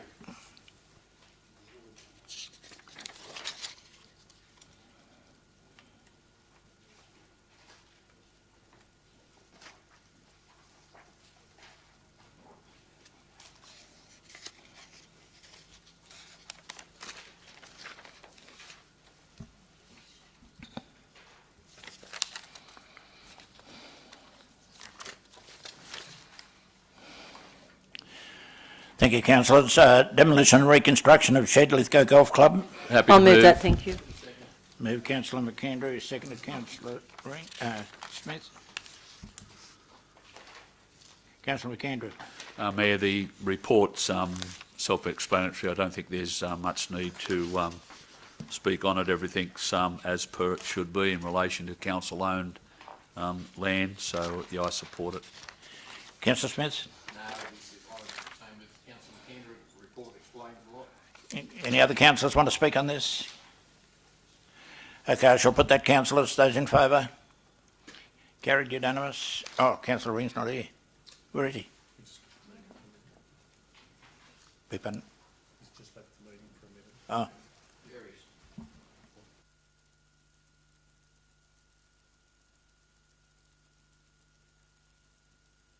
Put that again. Those in favour?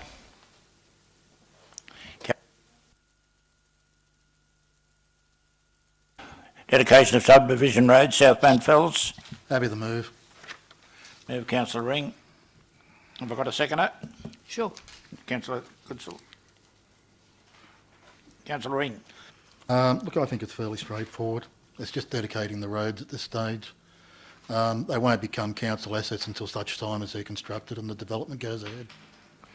Councillor Goodsall. No, I've got nothing either, just a modification of a subdivision. Any... Yeah, Mayor, question. I understand this area, there's a number of developers. So does this mean the developer that goes first has to pay for the roads, or it'll be shared somehow by other developers? What's the...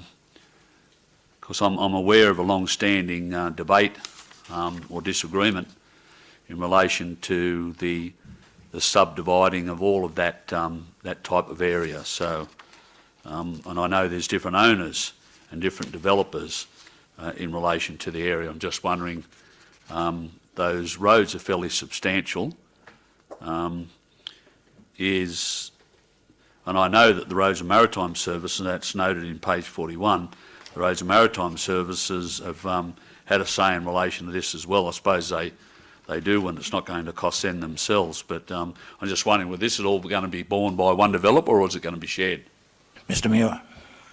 The cost of construction of these roads will be borne by those developers who will be developing immediately adjacent to those roads for their subdivision. How many of those are there? How many different developers? In the configuration where these englobo lots are, there would be two. Two. Okay, thank you. Thank you. Any other commentary? Yeah, I've got a question. Are these particularly Shanny Close, is that part of the development tree view? Mr Muir? No. No, okay. So Councillor Ring stated that they become part of, and I hope I quote him correctly here, they become part of council when they're constructed. Is that right? It's what it says in the report. But thank you. They're dedicated on paper, but when it comes to actually construct the road, that responsibility is with the developer. What this gives council is a strategic access to all those lands in the area, which is to its great benefit. Thank you, that was helpful. Councillor Ring, right a reply? No, I don't think there's anything to reply to. I shall put that then, councillors. Those in favour? Declare that carried.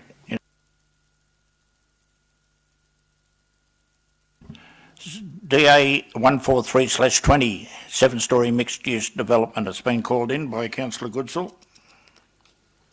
Happy to to move. second. I think it was called in by Councillor Goodsall. It was, Yeah. yes. That's why I'm happy to second, Councillor Goodsall. Okay. There would be no discussion, I would presume. I've got. Oh, sorry. I just wanted to bring to your attention the possibility of having an on-site meeting with staff, councillors, residents. Yes, that's certainly that's the way that council operates. So Mr Muir will organise an on-site meeting and make sure that we notify as many people as possible in the vicinity. May I put that as part 2 of the recommendation? Thank you. We can do that, yes. Mayor Thompson, I second this. Can I Yes. speak, please? Yeah, you can. I would like to acknowledge Councillor Goodsall for calling this in. Good work. The community is concerned about this. I didn't get an opportunity to go to that meeting that I witnessed on social media, so I'm glad that we're doing an on-site meeting. It's great that one councillor still has the authority to call in a DA, and I think that that should be as always. Mr Mayor, what's the time frame on this process? Is it soon, or is there quite a bit of work yet to be done with the preparing of the report? Mr Muir? Thank you, Mr Mayor. The applications is going through the normal processes of referrals, pre-assessment, internal referrals also for our engineers and the like. We do have some hopes that we might be able to get a final report to the November meeting of council. That's what we're targeting at this stage, so obviously we'd have to have our meeting pre that. Thank you. Mayor? I think it's just important that the community is aware that it's not, well, 2 months away is the closest you expect. It might even be longer, but it's important that they know that it's not going to be dumped on them without any sort of a warning. No, we will be having an on-site meeting prior to that coming to council, yes. Yeah, look, and, I support what Councillor Leslie has put forward, and I make the point again about as wide as notification as possible in relation to this development application. And if that, I've received two submissions already by email, and I'm saying to people, well, you've got to get it into council, and so get into our staff so they're able to record it and put it in place in relation to the application. And I did make that meeting on the day, but I said to all those residents that, you know, the most important meeting. I'm glad that Councillor Goodsall has put it as part 2 of the recommendation. It's important that they attend that on-site meeting with the applicant and council officers and councillors to put forward their points of view, but equally as well to make sure that when submissions are asked for, that they put those submissions in either in support or against. Very much so. Okay. Councillor Goodsall? I've just got another question for Mr Muir, if that's okay. It is okay. The old policy about notification of development applications states that if there was to be an on-site meeting, that notification would only go to those residents who have made a submission, not to those residents who were initially notified. I'm just wondering, in the Lithgow Community Participation Plan, is that the same? That's a very good question. I'm having a look here. Look, I believe that's the case, but I'd probably have to stand corrected on that. I can provide that information tomorrow, if you wish, yeah. Thanks, Mr Muir. Okay, well, it's going to be called in, so it's going to be an on-site meeting, so I shall put that recommendation, the calling in of development and the notification, point 2. Those in favour, all in favour, thank you.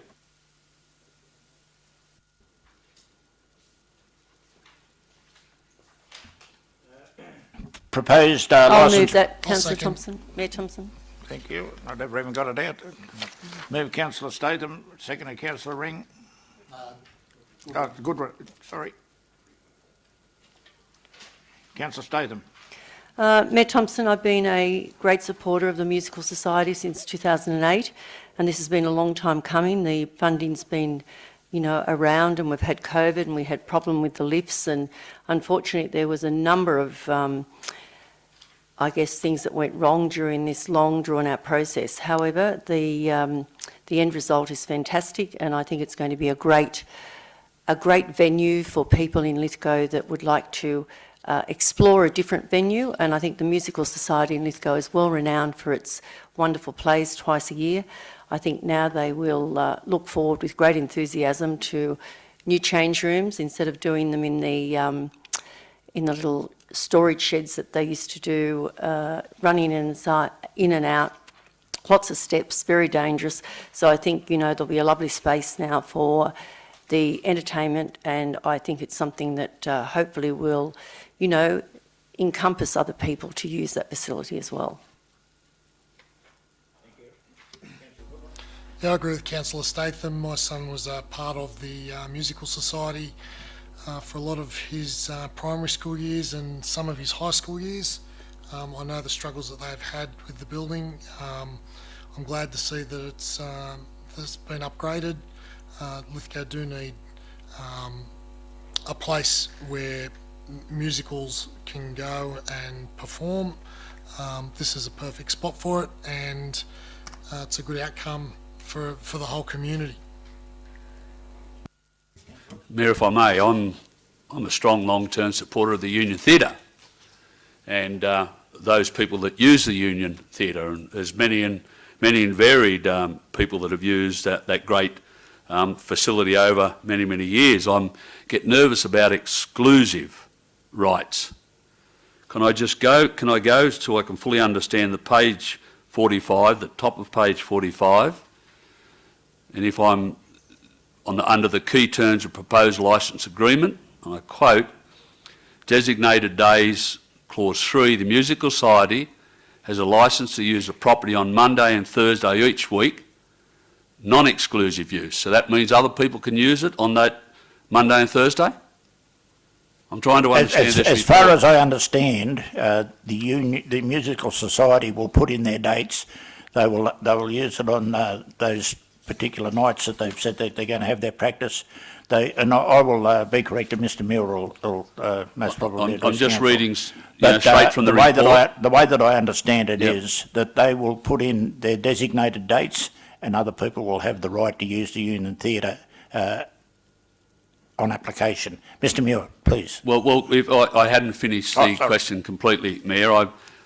It talks about use of property on Monday and Thursday each week, non-exclusive use, and for 6 weeks around May each year, and 6 weeks around November each year, exclusive use. I haven't got a problem with those, that they can be, the 6 weeks can be worked around in relation to a set 6 weeks in May and a set 6 weeks in November. But am I reading it right that the request for Monday and Thursday each week, that will be non-exclusive? That means others can use it Monday and Thursday and of course every other day of the week. Mr Muir?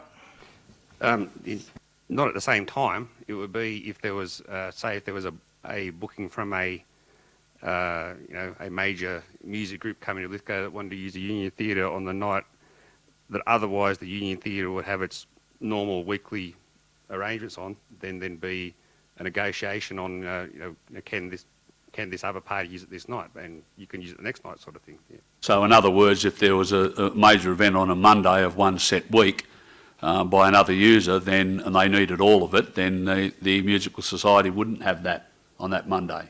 I'm trying to understand what's written on page 45. Yeah, just negotiation. It's quite clear that on they're two major shows a year, which some. Yeah, no, I haven't got a problem with the 6 weeks around May and the 6 weeks around November. That's set. Yeah. That's clear. Yeah. But the other one concerns me. But Every Monday and every Thursday of every single week. It doesn't mean that another party can come in and use it on the same night as they're using it, for their rehearsals or something like that. It means that if another party wants to book the facility on that same night, you negotiate. Well, yeah. Not necessarily. Like, if I could, Mayor Thompson, my understanding is it's non-exclusive. They can use it, but if someone wants to hire the facility, then we have the right to say, we're going to take that 5,000 or the 2,000. You guys, this is what we're doing. Because the money goes back to help the facility. How about you do your other training night on, Tuesday night or Friday night, or whatever. That's basically it. Right, as long as it's not, because I'm aware of, and so is Mr Muir, aware of past arguments in relation to booking the Union Theatre and the exclusive or non-exclusive rights of certain bodies. Mr Mayor, a couple of years ago, I can't think what they're called, but the Gemology Society, the ones that do the polished stones and the works, hired the Civic Ballroom for some time, for probably a week or so. That sort of event could well happen here, where you actually do need exclusive use for a week and a bit, perhaps 10 days even, which therefore covers these two or three of these days. So is that sort of use by others, and they would pay a lot of money, is that sort of use available for under this licence? And of course we want those groups, because they're the groups that then bring in loads and loads of visitors and tourists, wanting to watch the display that's put on. I do remember the Gem Society group. There was stacks of people and they stayed in Lithgow, and of course they then visited other places, Esbank House, the Small Arms Factory Museum, for example. So we do need to keep some flexibility so that this sort of thing can happen. Mr Leslie. Okay, any other speakers? And I was wondering if Mr Muir would be able to address that particular issue of it. Absolutely no doubt whatsoever in the non-exclusive times. That's easy. That's all I need then. Yes. Okay. No other speakers? Councillor Statham? Yes, just one quick question to Mr Muir. You need to just stay in front of the microphone, Mr Muir. Very busy tonight. The licence fee is $3,000. Is this what has been normally paid in the past, Mr Muir? Or is this a new fee, or where does this $3,000 come from? I think it's quite similar, but I'd have to take that on notice. Okay, fair enough. I believe this is what's been negotiated for. All right. And for this committee, if that sounds like quite a reasonable amount of money to pay for a licence, can it be reclaimed through financial assistance at any time, through community development, or is that not what you could do? I'd have to take that one on notice too. All right, that's okay. All right, well, I think everybody in is agreeance definitely tonight that the Musical Society are a treat for Lithgow. We're very privileged to have them, and I'm very delighted to move that this go ahead with the licence fee of $3,000. Yeah, well, it goes on public exhibition Yes, for 28 days. yes, of yeah. course, yes. Okay, I shall put... voting. I was going to say it's too late. Thank you. Carried unanimous. Mr Mayor, can we get a look-see at this building at some point? If those that are interested would like to get in contact with Mr Muir, we can take you through at some stage. Might do Martini Parade. Yeah, the general manager will organise it without any problems whatsoever. Yeah. It's really worthwhile a look. It's good. Mm.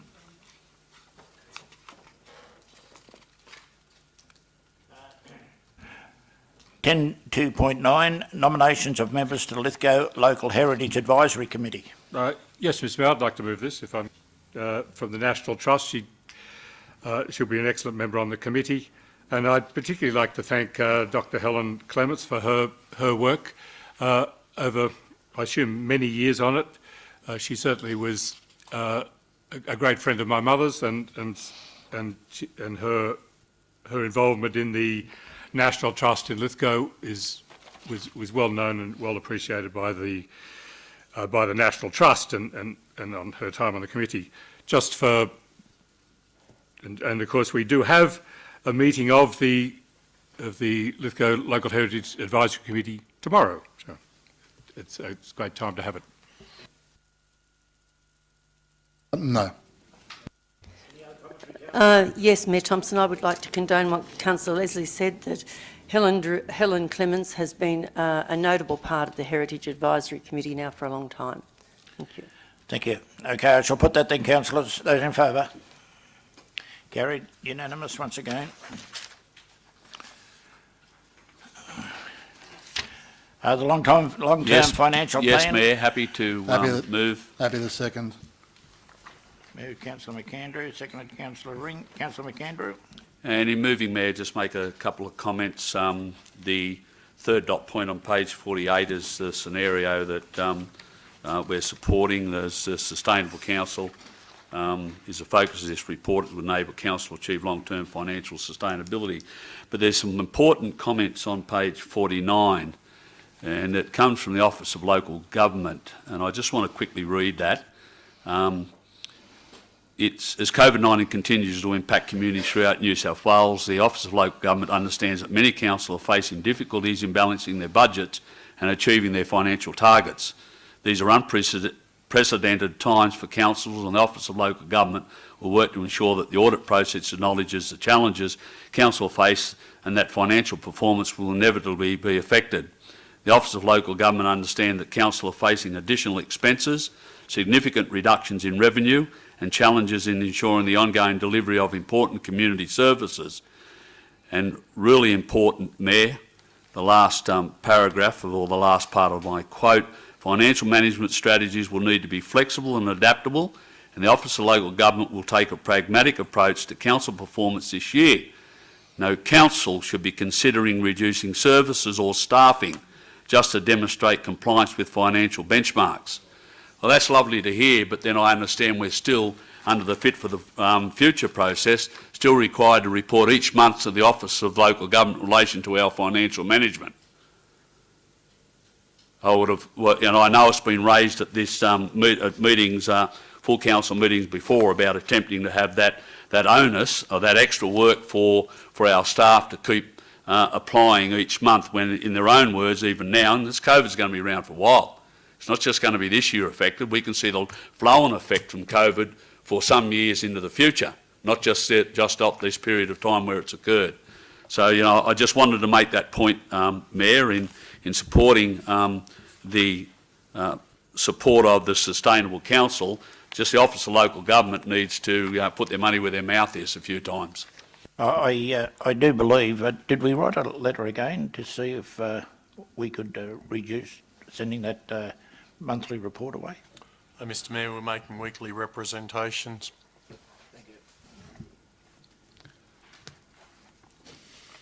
If I may, Any Mayor commentary? Thompson, Yes, Councillor Ring. Long-term financial plan is an incredibly important tool for this council, for all councils. It's effectively a business plan for how we're going to spend our money, how we're going to replace our assets, revenue coming in, and it's a bit of a crystal ball. As I said, a living document is something that does change, and Councillor McAndrew alluded to this. This is a document that will change over time. Each year it could change. It's to demonstrate how we're going to manage into the future and to demonstrate to the government what steps we're going to take. On page 50 of the long-term financial plan, it talks about one option being a 5% SRV commencing in 2023. This is an option. Mr Gurney has to put in ways of how we're going to meet our funding requirements into the future, but it also in the plan talks about looking at ways of reducing costs or alternate revenue sources. I think it's very important for the community to understand that this is not set in stone. It's in here, it has to be in here. The next council will have to make a decision. It may be more than 5%, it may be less than 5%, it may be nothing. We don't know what's going to happen in the next 12 months. We're in recession. COVID is going to be around, has already been discussed for some time. We need to be flexible, but I think the community doesn't need to stress over this at this point in time. Because at the commencement, I think Mr Butler can correct me if I'm wrong, but next year they'll start the process for the next integrated planning suite of documents, and that'll look at assessing what the community expects, whether or not we can afford it. And then we need to get out and better communicate with the community on what we can achieve, where our money goes, and what we do, which we haven't been very good to date with the community. Thank you. Thank you. Any other comment? Councillor Leslie. Thank you, Mr Mayor. There's a couple of questions I have. On page 51, continuing on from the loan borrowings policy, the third dot point there, which is new infrastructure asset, the proceedings of any loan borrowings may only be utilised to fund the following, and then I don't have problems with the others, but the third dot point, new infrastructure asset construction, e.g. new water and wastewater infrastructure, that's the only example that's there. Could I ask whether that new infrastructure asset construction policy is broad enough to include road construction of streets where the damage to the street is already so great that ordinary repairs would not be sufficient. Basically, when the street is simply rebuilt as if it had never been there in the first place. Now, that's my question. I'd like to... Through you, Mr Mayor. The section of the loan borrowings policy there, it is broad, and effectively what it means by new infrastructure asset construction is anything other than renewal or maintenance of an asset. I was wondering, so you've got a road, say Lett Street, for example, that's so bad, and I'm not picking on Lett Street in particular, but where the road is so bad it needs to be really just ripped up completely and just redone again. And so that we would be able to, if the council so chose, to borrow money to do that. Or maybe the engineers could need to answer it, whether that's sufficiently broad, whether this policy is broad enough to include that sort of work. Yeah, Mr General Manager. Mr Mayor, the case example described is probably more appropriately responded to by a mature asset management system with financing, long-term financing accompanying that. But of course, if a calamity exists, if there's a major project that needs an immediate intervention, that would come to the council and the council could consider that for special funding. But as a matter of course, we're suggesting that loan borrowings not be used for planned and as expected recurrent maintenance. Okay. It's not quite what I'd hoped. The other question is that 12 months ago we had at the Wallerawang sewage treatment plant a leak of 12,000 litres of concentrated caustic soda. Why is there no specific reference to that incident in this report and an explanation of how that leak and the consequences of it to be paid for, and an explanation about which projects were cancelled or will have to be cancelled to pay for this incident? Through you, Mr. Mayor, the long-term financial plan is focused on the future.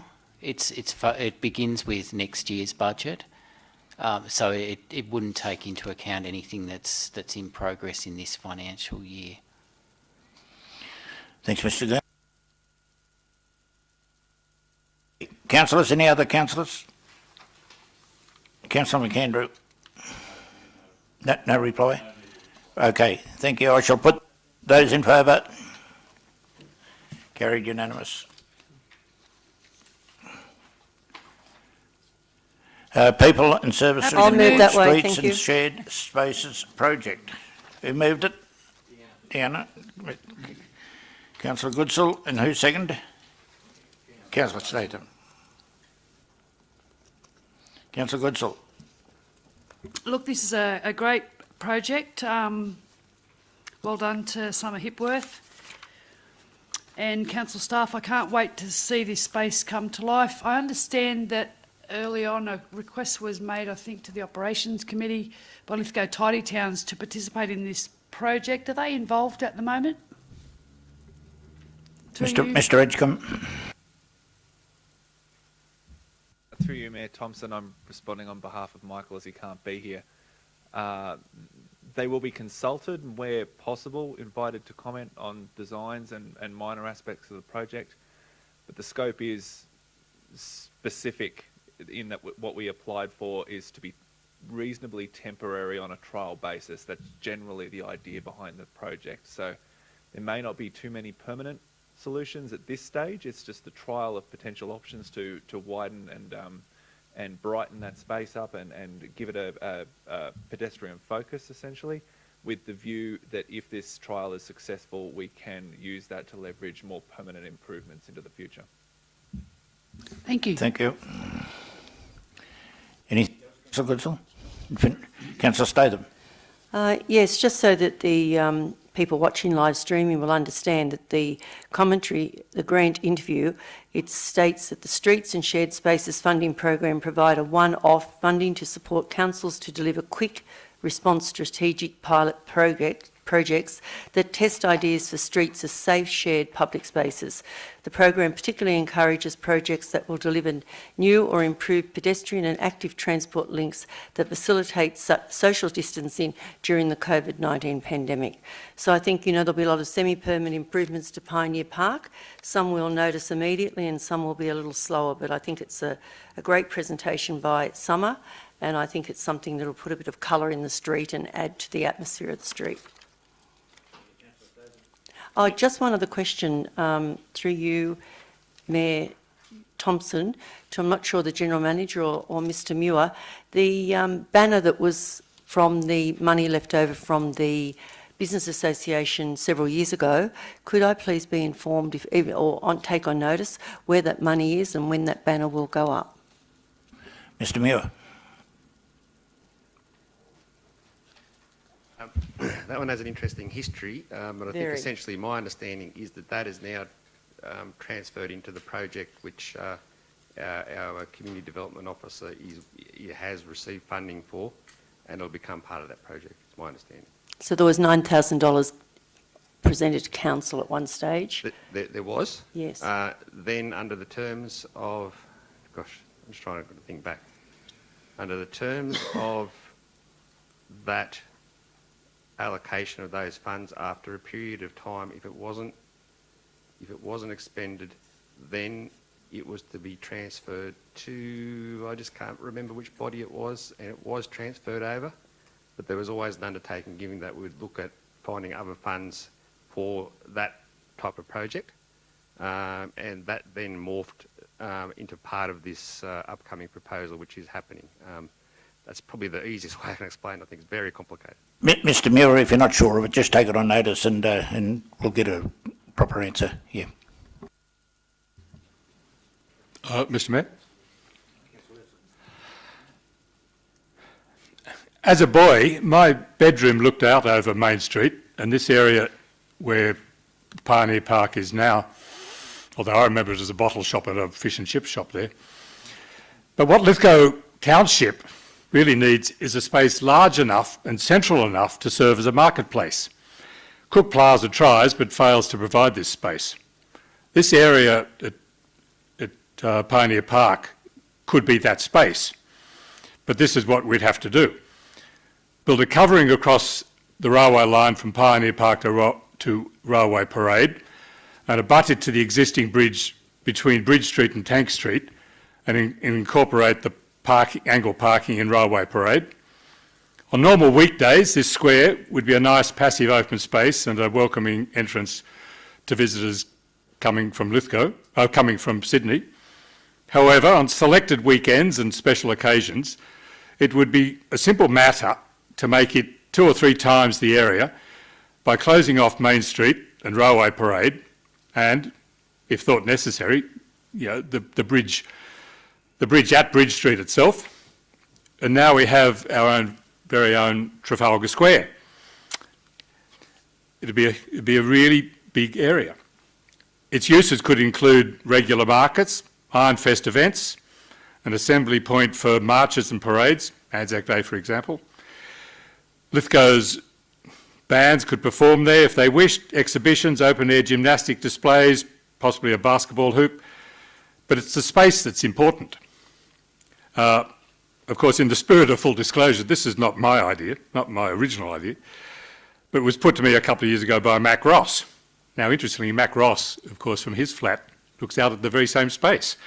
So he's probably been thinking about this for some time. Now, I'm not going to move an amendment to it because this concept's far too broad to be related to this particular item. But what I hope would happen is that I'm raising this as an issue and hopefully starting a process of seeking community feedback that might see this square at the top of Main Street, built sometime in the future. Any other commentary, councillors? I shall put that then. Those in favour?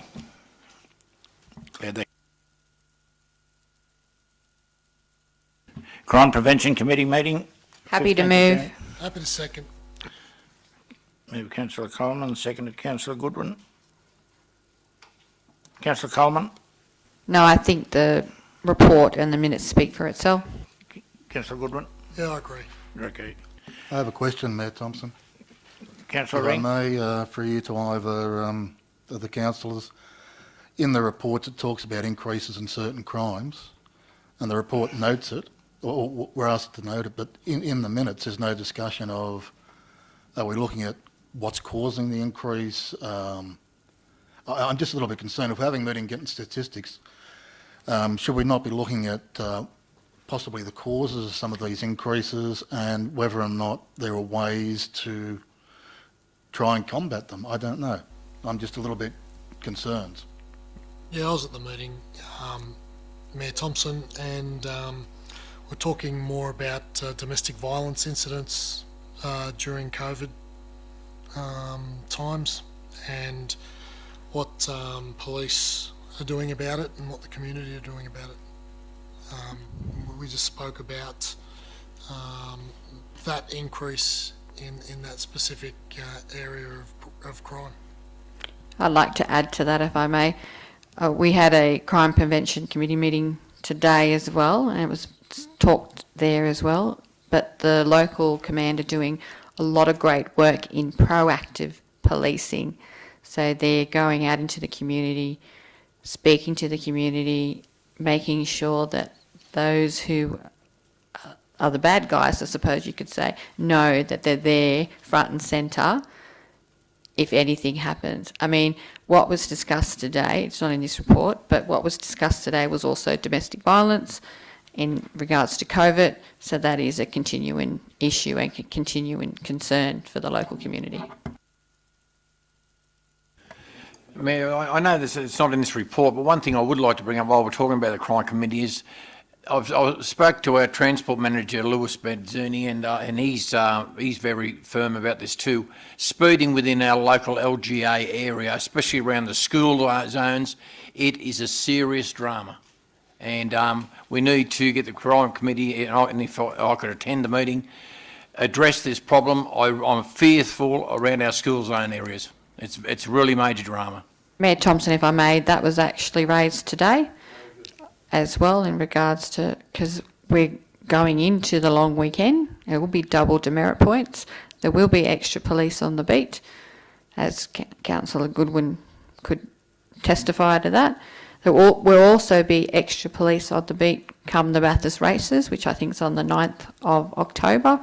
So the police are very much aware of the issues in the local area regarding speeding. Thank you.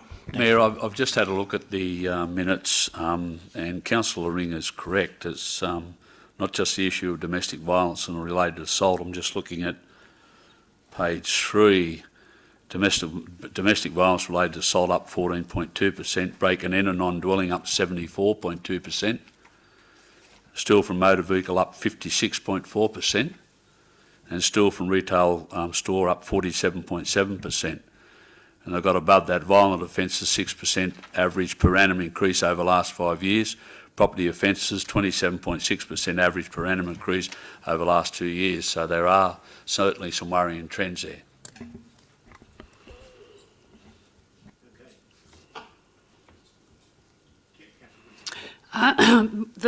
Yes, there was some worrying statistics in that, and to me, the increase in domestic violence in just the last 3 months, the statistics on that is really high in comparison to the previous 12 months. So 50 cases against 121 in a whole 12 months, and then in the last 3 months there's been 50. That's really concerning. And I had the same questions as Councillor Ring. What's actually happening about that? Through you, Mayor Thompson, please. I haven't spoken yet. We had a Chifley Area Command meeting here about 7 or 8 weeks ago, and the police were very forthright in coming to the microphone, each individual attendant, displaying why these stats are what they are. They're saying that there are a lot of problems, as Councillor Goodwin would know, in the jail system at the moment, with lack of access to drugs, COVID-related domestic violence. I think another thing that we're missing out on is littering. I think littering now needs to come forward, and there should be more police finding people for littering, because I've noticed over the last 6 or 8 months that people have been very slack. But in terms of what the Chifley Area Command, I think he was the head of the command, Mr Fuller, he gave a comprehensive report into the stats, and I believe they're doing everything they possibly can, and COVID is an unprecedented experience that we're experiencing, and it's only natural it's going to cause some unnecessary domestic violence in homes that aren't perhaps happy.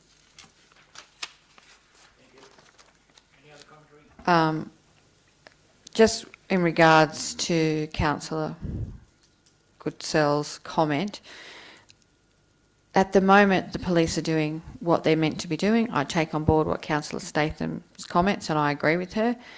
And we need to remember at the moment, and Councillor Goodwin can chip in here if he likes, that the area command are losing 1 man a week to borders at the moment down in Victoria. So that is adding an extra pressure to our police. And as I said, they are doing proactive policing and doing what they can with the resources they've got. Yeah, just on that, Mr O'Brien and our crime manager, they came down and addressed council some weeks ago when I was in that meeting, and in relation to the statistics, Lithgow is, in compared to Bathurst, Orange, Dubbo and other major centres in the Central West, our crime statistics are actually quite low, and to have an increase, say, of 74%, it might only mean that we've had 2 extra break and enters than what we did the period before. The percentages, it looks bad as a percentage, but as a number, as a raw number, we're still tracking very good in our crime statistics, even though they're rising.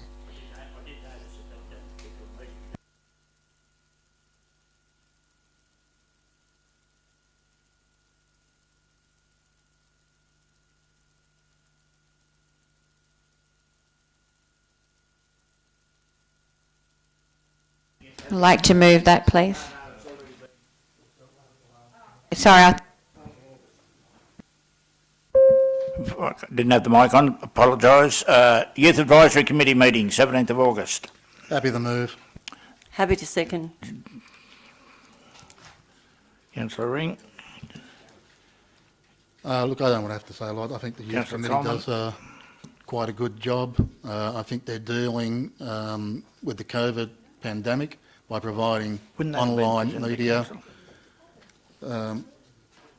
Point of order, Mayor, can we go back to the previous item? There's a recommendation there that says council note the minutes of the Women's Advisory Committee meeting held on the 4th of August. Resolution 2208, the last council Last meeting. council meeting, it's already been, It's been dealt with. So why is it in this paper? it was a mistake, oversight. Right. Perhaps just an explanation of that might have been satisfactory. Sorry.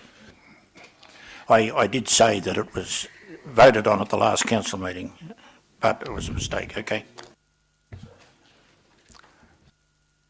I can continue talking there. I might start again. I think the Youth Advisory Committee needs to be commended.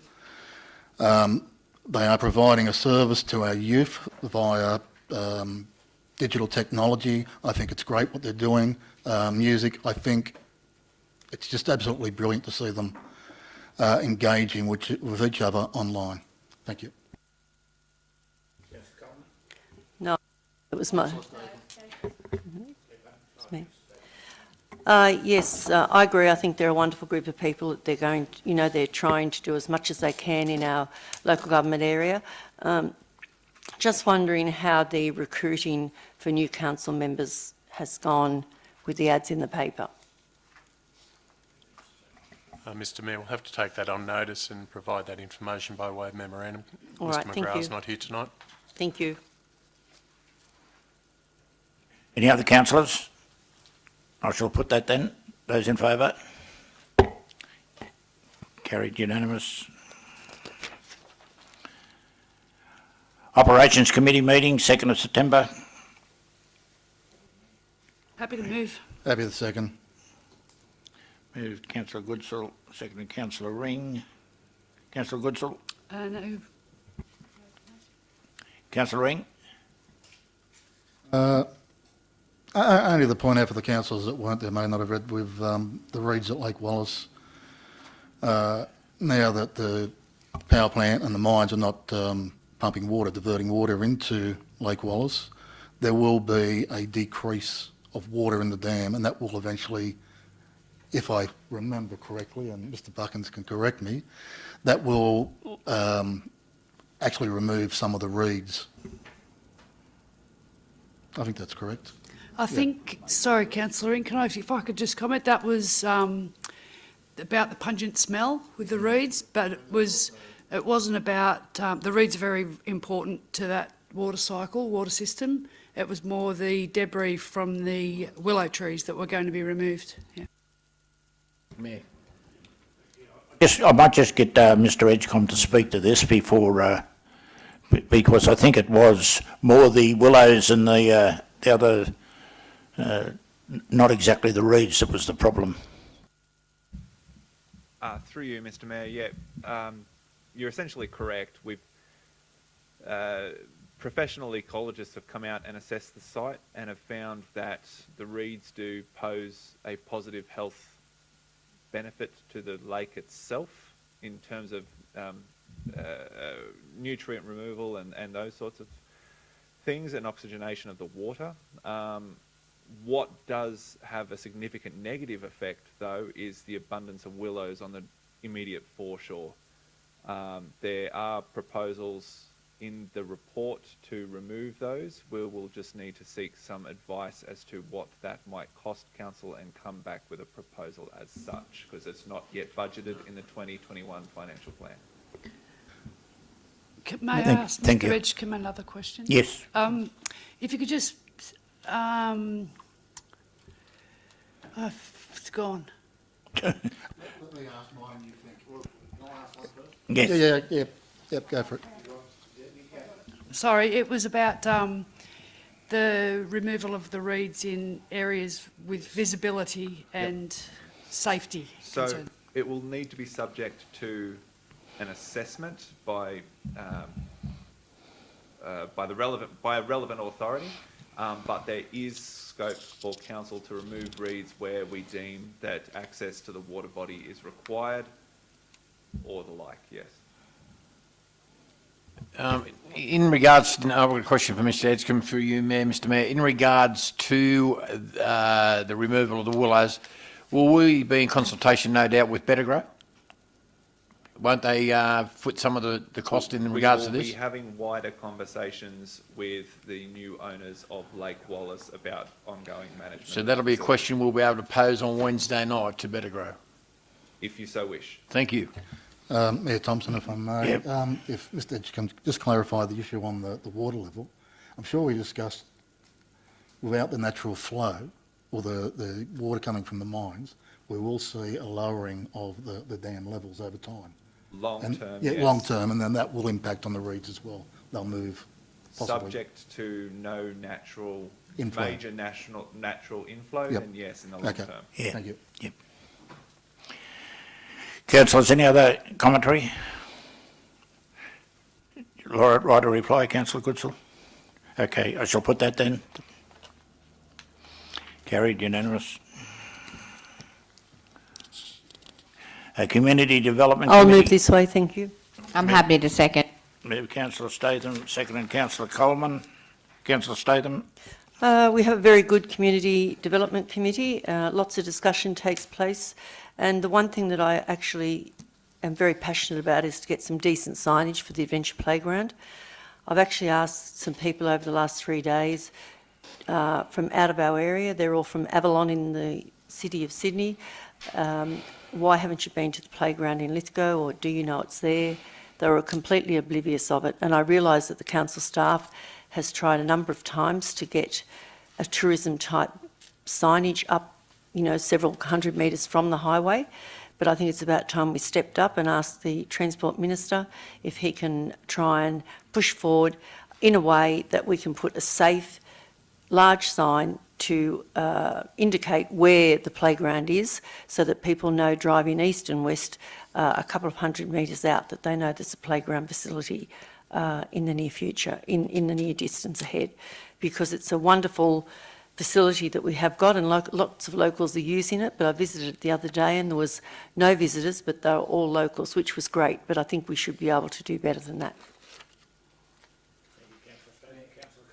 The issue of signage has come up before, so we really do need to target this issue. It's been discussed at numerous times, not only here in this committee, at other forums as well. So I support Councillor Statham in what she's saying. Councillor Smith? Is, in regards to signage, is it ever advertised on electronic signage coming from the visitor centre about the adventure playground? Surely it wouldn't be that hard to use that electric, you know, the one you drive into town. And it just, I know what you're saying, but just to say, visit our adventure playground. We need to get it out there. That particular sign was never right. It should have Mr been Edgecombe? each side. I'll be clear on this one. Those are strictly managed by Transport for New South Wales for emergencies and really important road events only.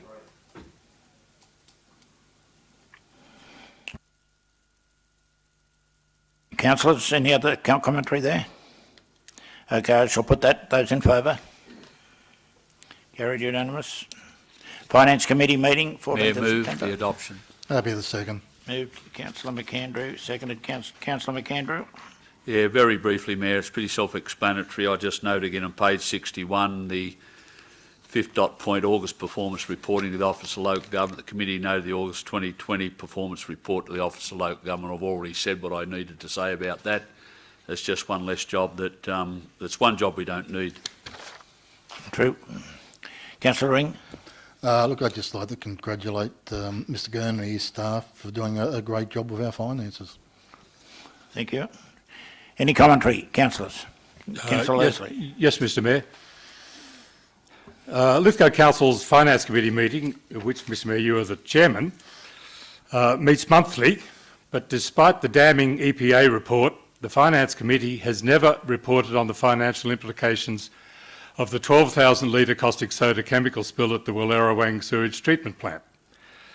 Some of the issues that were raised in that EPA report: 1,380 tonnes or 80 cubic metres of contaminated soil removed in compliance with the EPA's clean-up notice. That cost the Lithgow Council $128,340. Approximately $150,000 in consultants and contractors as part of the clean-up actions undertaken. Council is undertaking remedial works of the affected drainage line watercourse with an estimated cost of $40,000 for the importation of select material and contractor costs, and a further $30,000 in consultant costs associated with the finalisation of the remedial action plan. Training costs of $17,000, and Council has undertaken to appoint a work health and safety environment officer, asset maintenance officer and water and wastewater engineer. The cost of these appointments is approximately $330,000 in the first year, with ongoing long-term costs. The costs in that list amount to $695,341. Other identified costs since then have included a revised operations manual at $40,000 and the Farmers Creek weed removal, $100,000. But the Finance Committee has never received a report on any of these things. These matters you can find in the EPA report. It's 5.11, 5.12, 5.13 and 6.1 of the EPA report. And further, since all these costs accrued between the spill in late August and December 2019, how do you explain away your statement in the Merrill Minute of the 9th of March 2020, expended to date nil? This Merrill Minute remains Lithgow Council's only public statement about the chemical spill at the Wallerawang STP. Why is there no specific reference to that incident in any Finance Committee report, and an explanation how it's to be paid for, or an explanation about which projects were cancelled or will have to be cancelled to pay for this incident at the Wallerawang sewage treatment plant? That's my question. Well, let me say to you, Councillor Leslie, that's a very good report. We all know what it is. But I can remember when you was Mayor, Councillor Leslie, that we got rid of a general manager. I never ever seen what that cost us. I didn't get rid of a general manager. I said we. I never said you. I said when you was mayor. I said we got rid, and I never seen what those costs cost us. And so you never come back with a report to us what those costs were. So at the moment we know exactly what those costs are. Thank you very much. So you're standing by the statement in your Merrill Minute that expended to date nil, despite the fact that the EPA report has $695,341 between August and December. Your Merrill Minute, of course, was on the 9th of March 2020. You're standing by your comment that that was expended to nil? Expended to date nil? You're standing by that? That's the information I was given at the time, yes.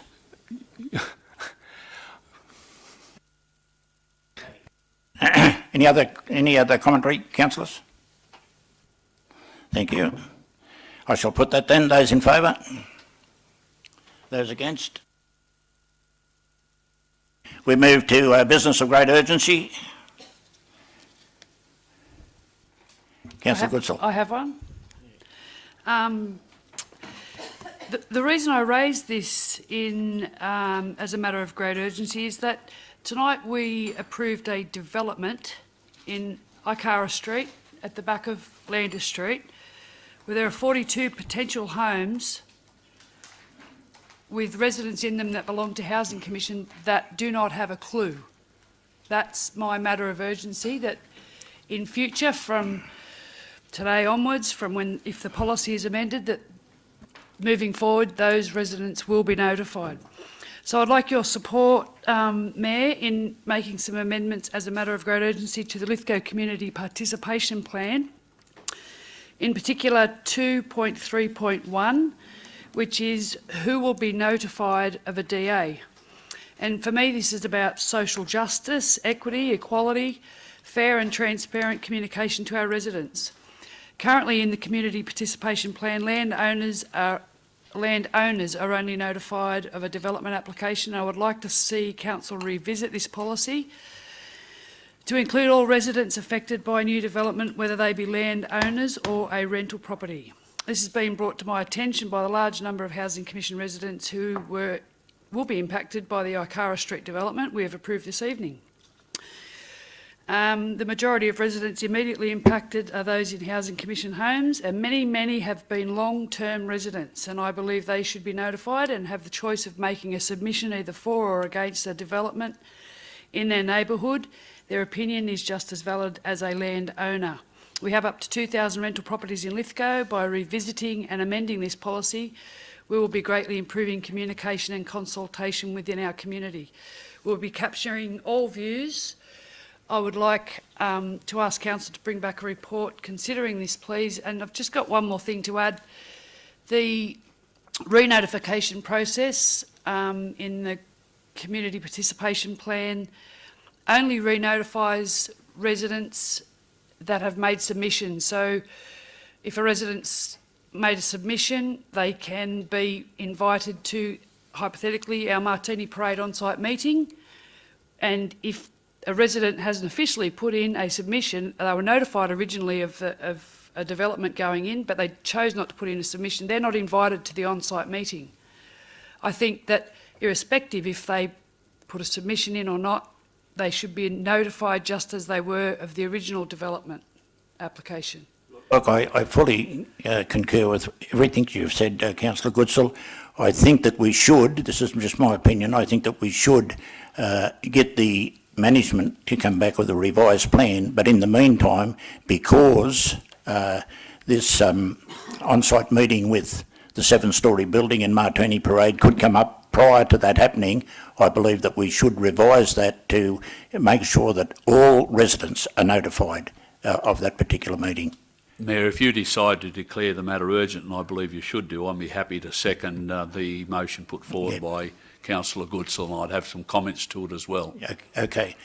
Thank you, Councillor McAndrew. I'm quite happy to accept it. If I could, Mayor, just very briefly, could, in preparation for dealing with this, could each councillor be emailed, and save us having to go look for it, be emailed a copy of the Lithgow Community Participation Plan, please, if we could.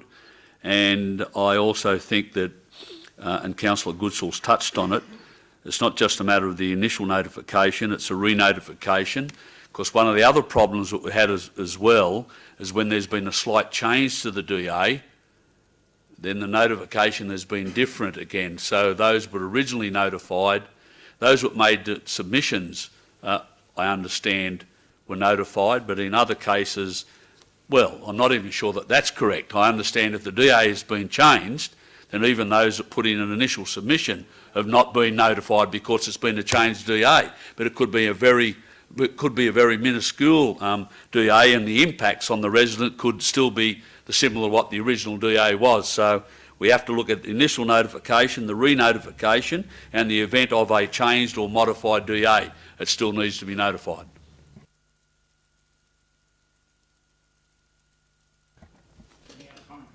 Just a question, Mayor Thompson, for you to the administration. With these changes, I've got no problem with the changes, but does this need to go out on public exhibition again, or would these changes be considered minor and not needing to go out? My initial view would be, without checking the legislation for making any changes to the community participation plan, they'd have to go for a process. I haven't got a problem with it going through the process. I would just like to make sure that we notify everybody of this particular development because it's going to be imminent. Well, by resolution in relation to a particular matter, I see no reason why the council couldn't, by exception, say that it wished to have a notification wider. I just probably need some clarity when you say everyone. I suppose, what do we mean? Do we mean the entire local government area? Do we mean? No. Within. It applies, Councillor Statham. It applies, as I understand, I stand to be corrected, as what I was told many years ago. It applies if you're within, a councillor lives within 500 metres of a development application. There may be the need for that councillor to declare a conflict of interest. I don't know whether that still stands, I'm not sure. Can we ask Mr Muir to clarify? Mr Muir?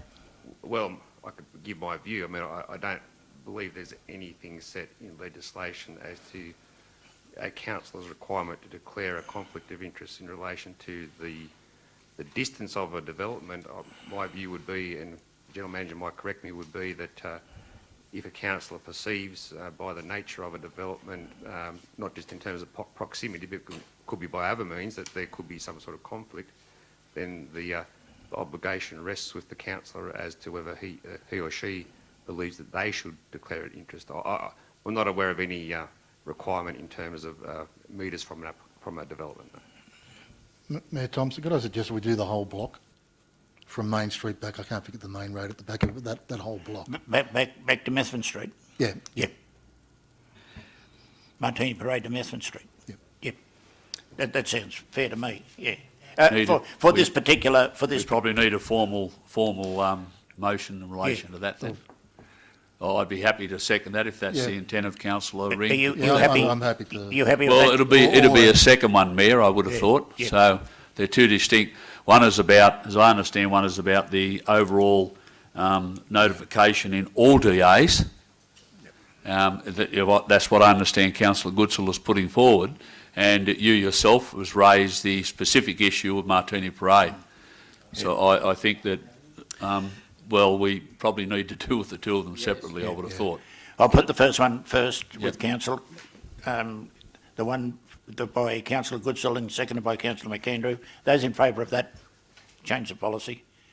And the second one, Councillor Ring, and if somebody seconded exactly what he said, which I did, from Main Street back to Methven Street. In relation to the 7-storey. Yeah, I've got a problem with that. I think that the development backs on to Rifle Parade Laneway. And, you know, that laneway affects every resident in Rifle Parade. Their thoughts are that possibly the applicant can change the direction of traffic in that. Well, from Rifle Parade back to Martini... Well, I just think if you're going to go right along that length, you've got to include yeah, well, I haven't got a Rifle problem Parade. with that, with Rifle Parade and Martini Parade back to Methven Street. Yep. That defines it for the council staff. I think that's reasonable. Because every time I've been to an on-site meeting, 50% of the residents say they weren't notified. Okay, right. so I'll put that then. Those in favour? Thank you. Carried. Mr Mayor, I also have an urgency motion. Yes, Councillor Leslie.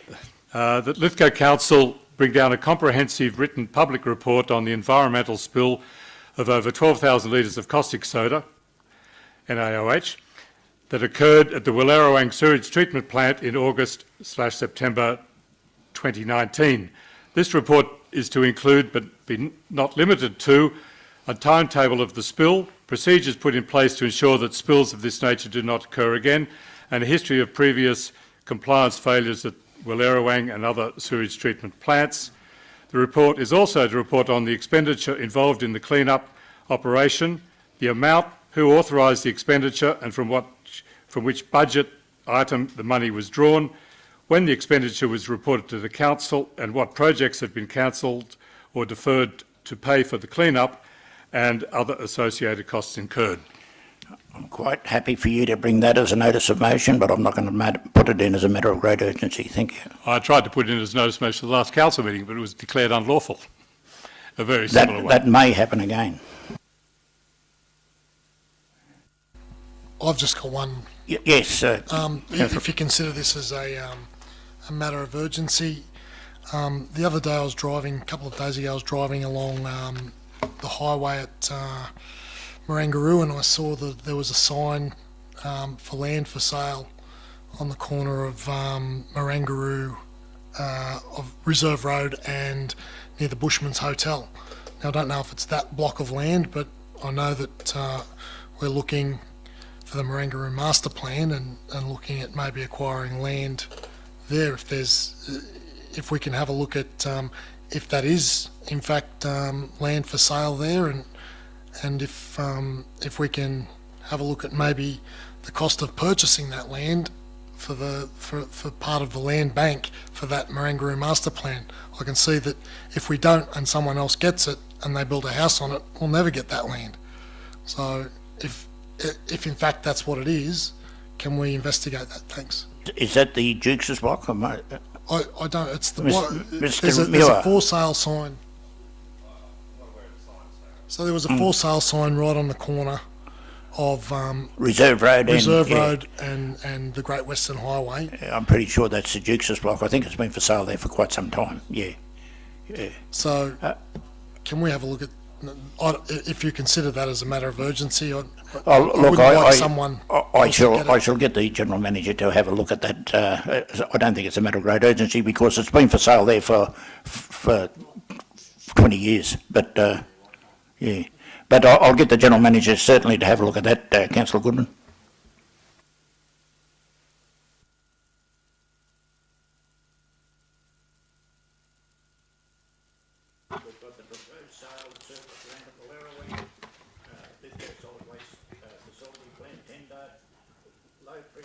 Low pressure sewer system supply tender,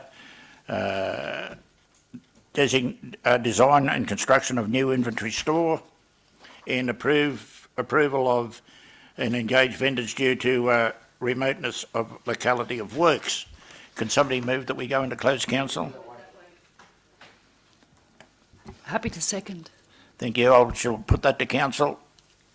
Those in favour that we move into closed council.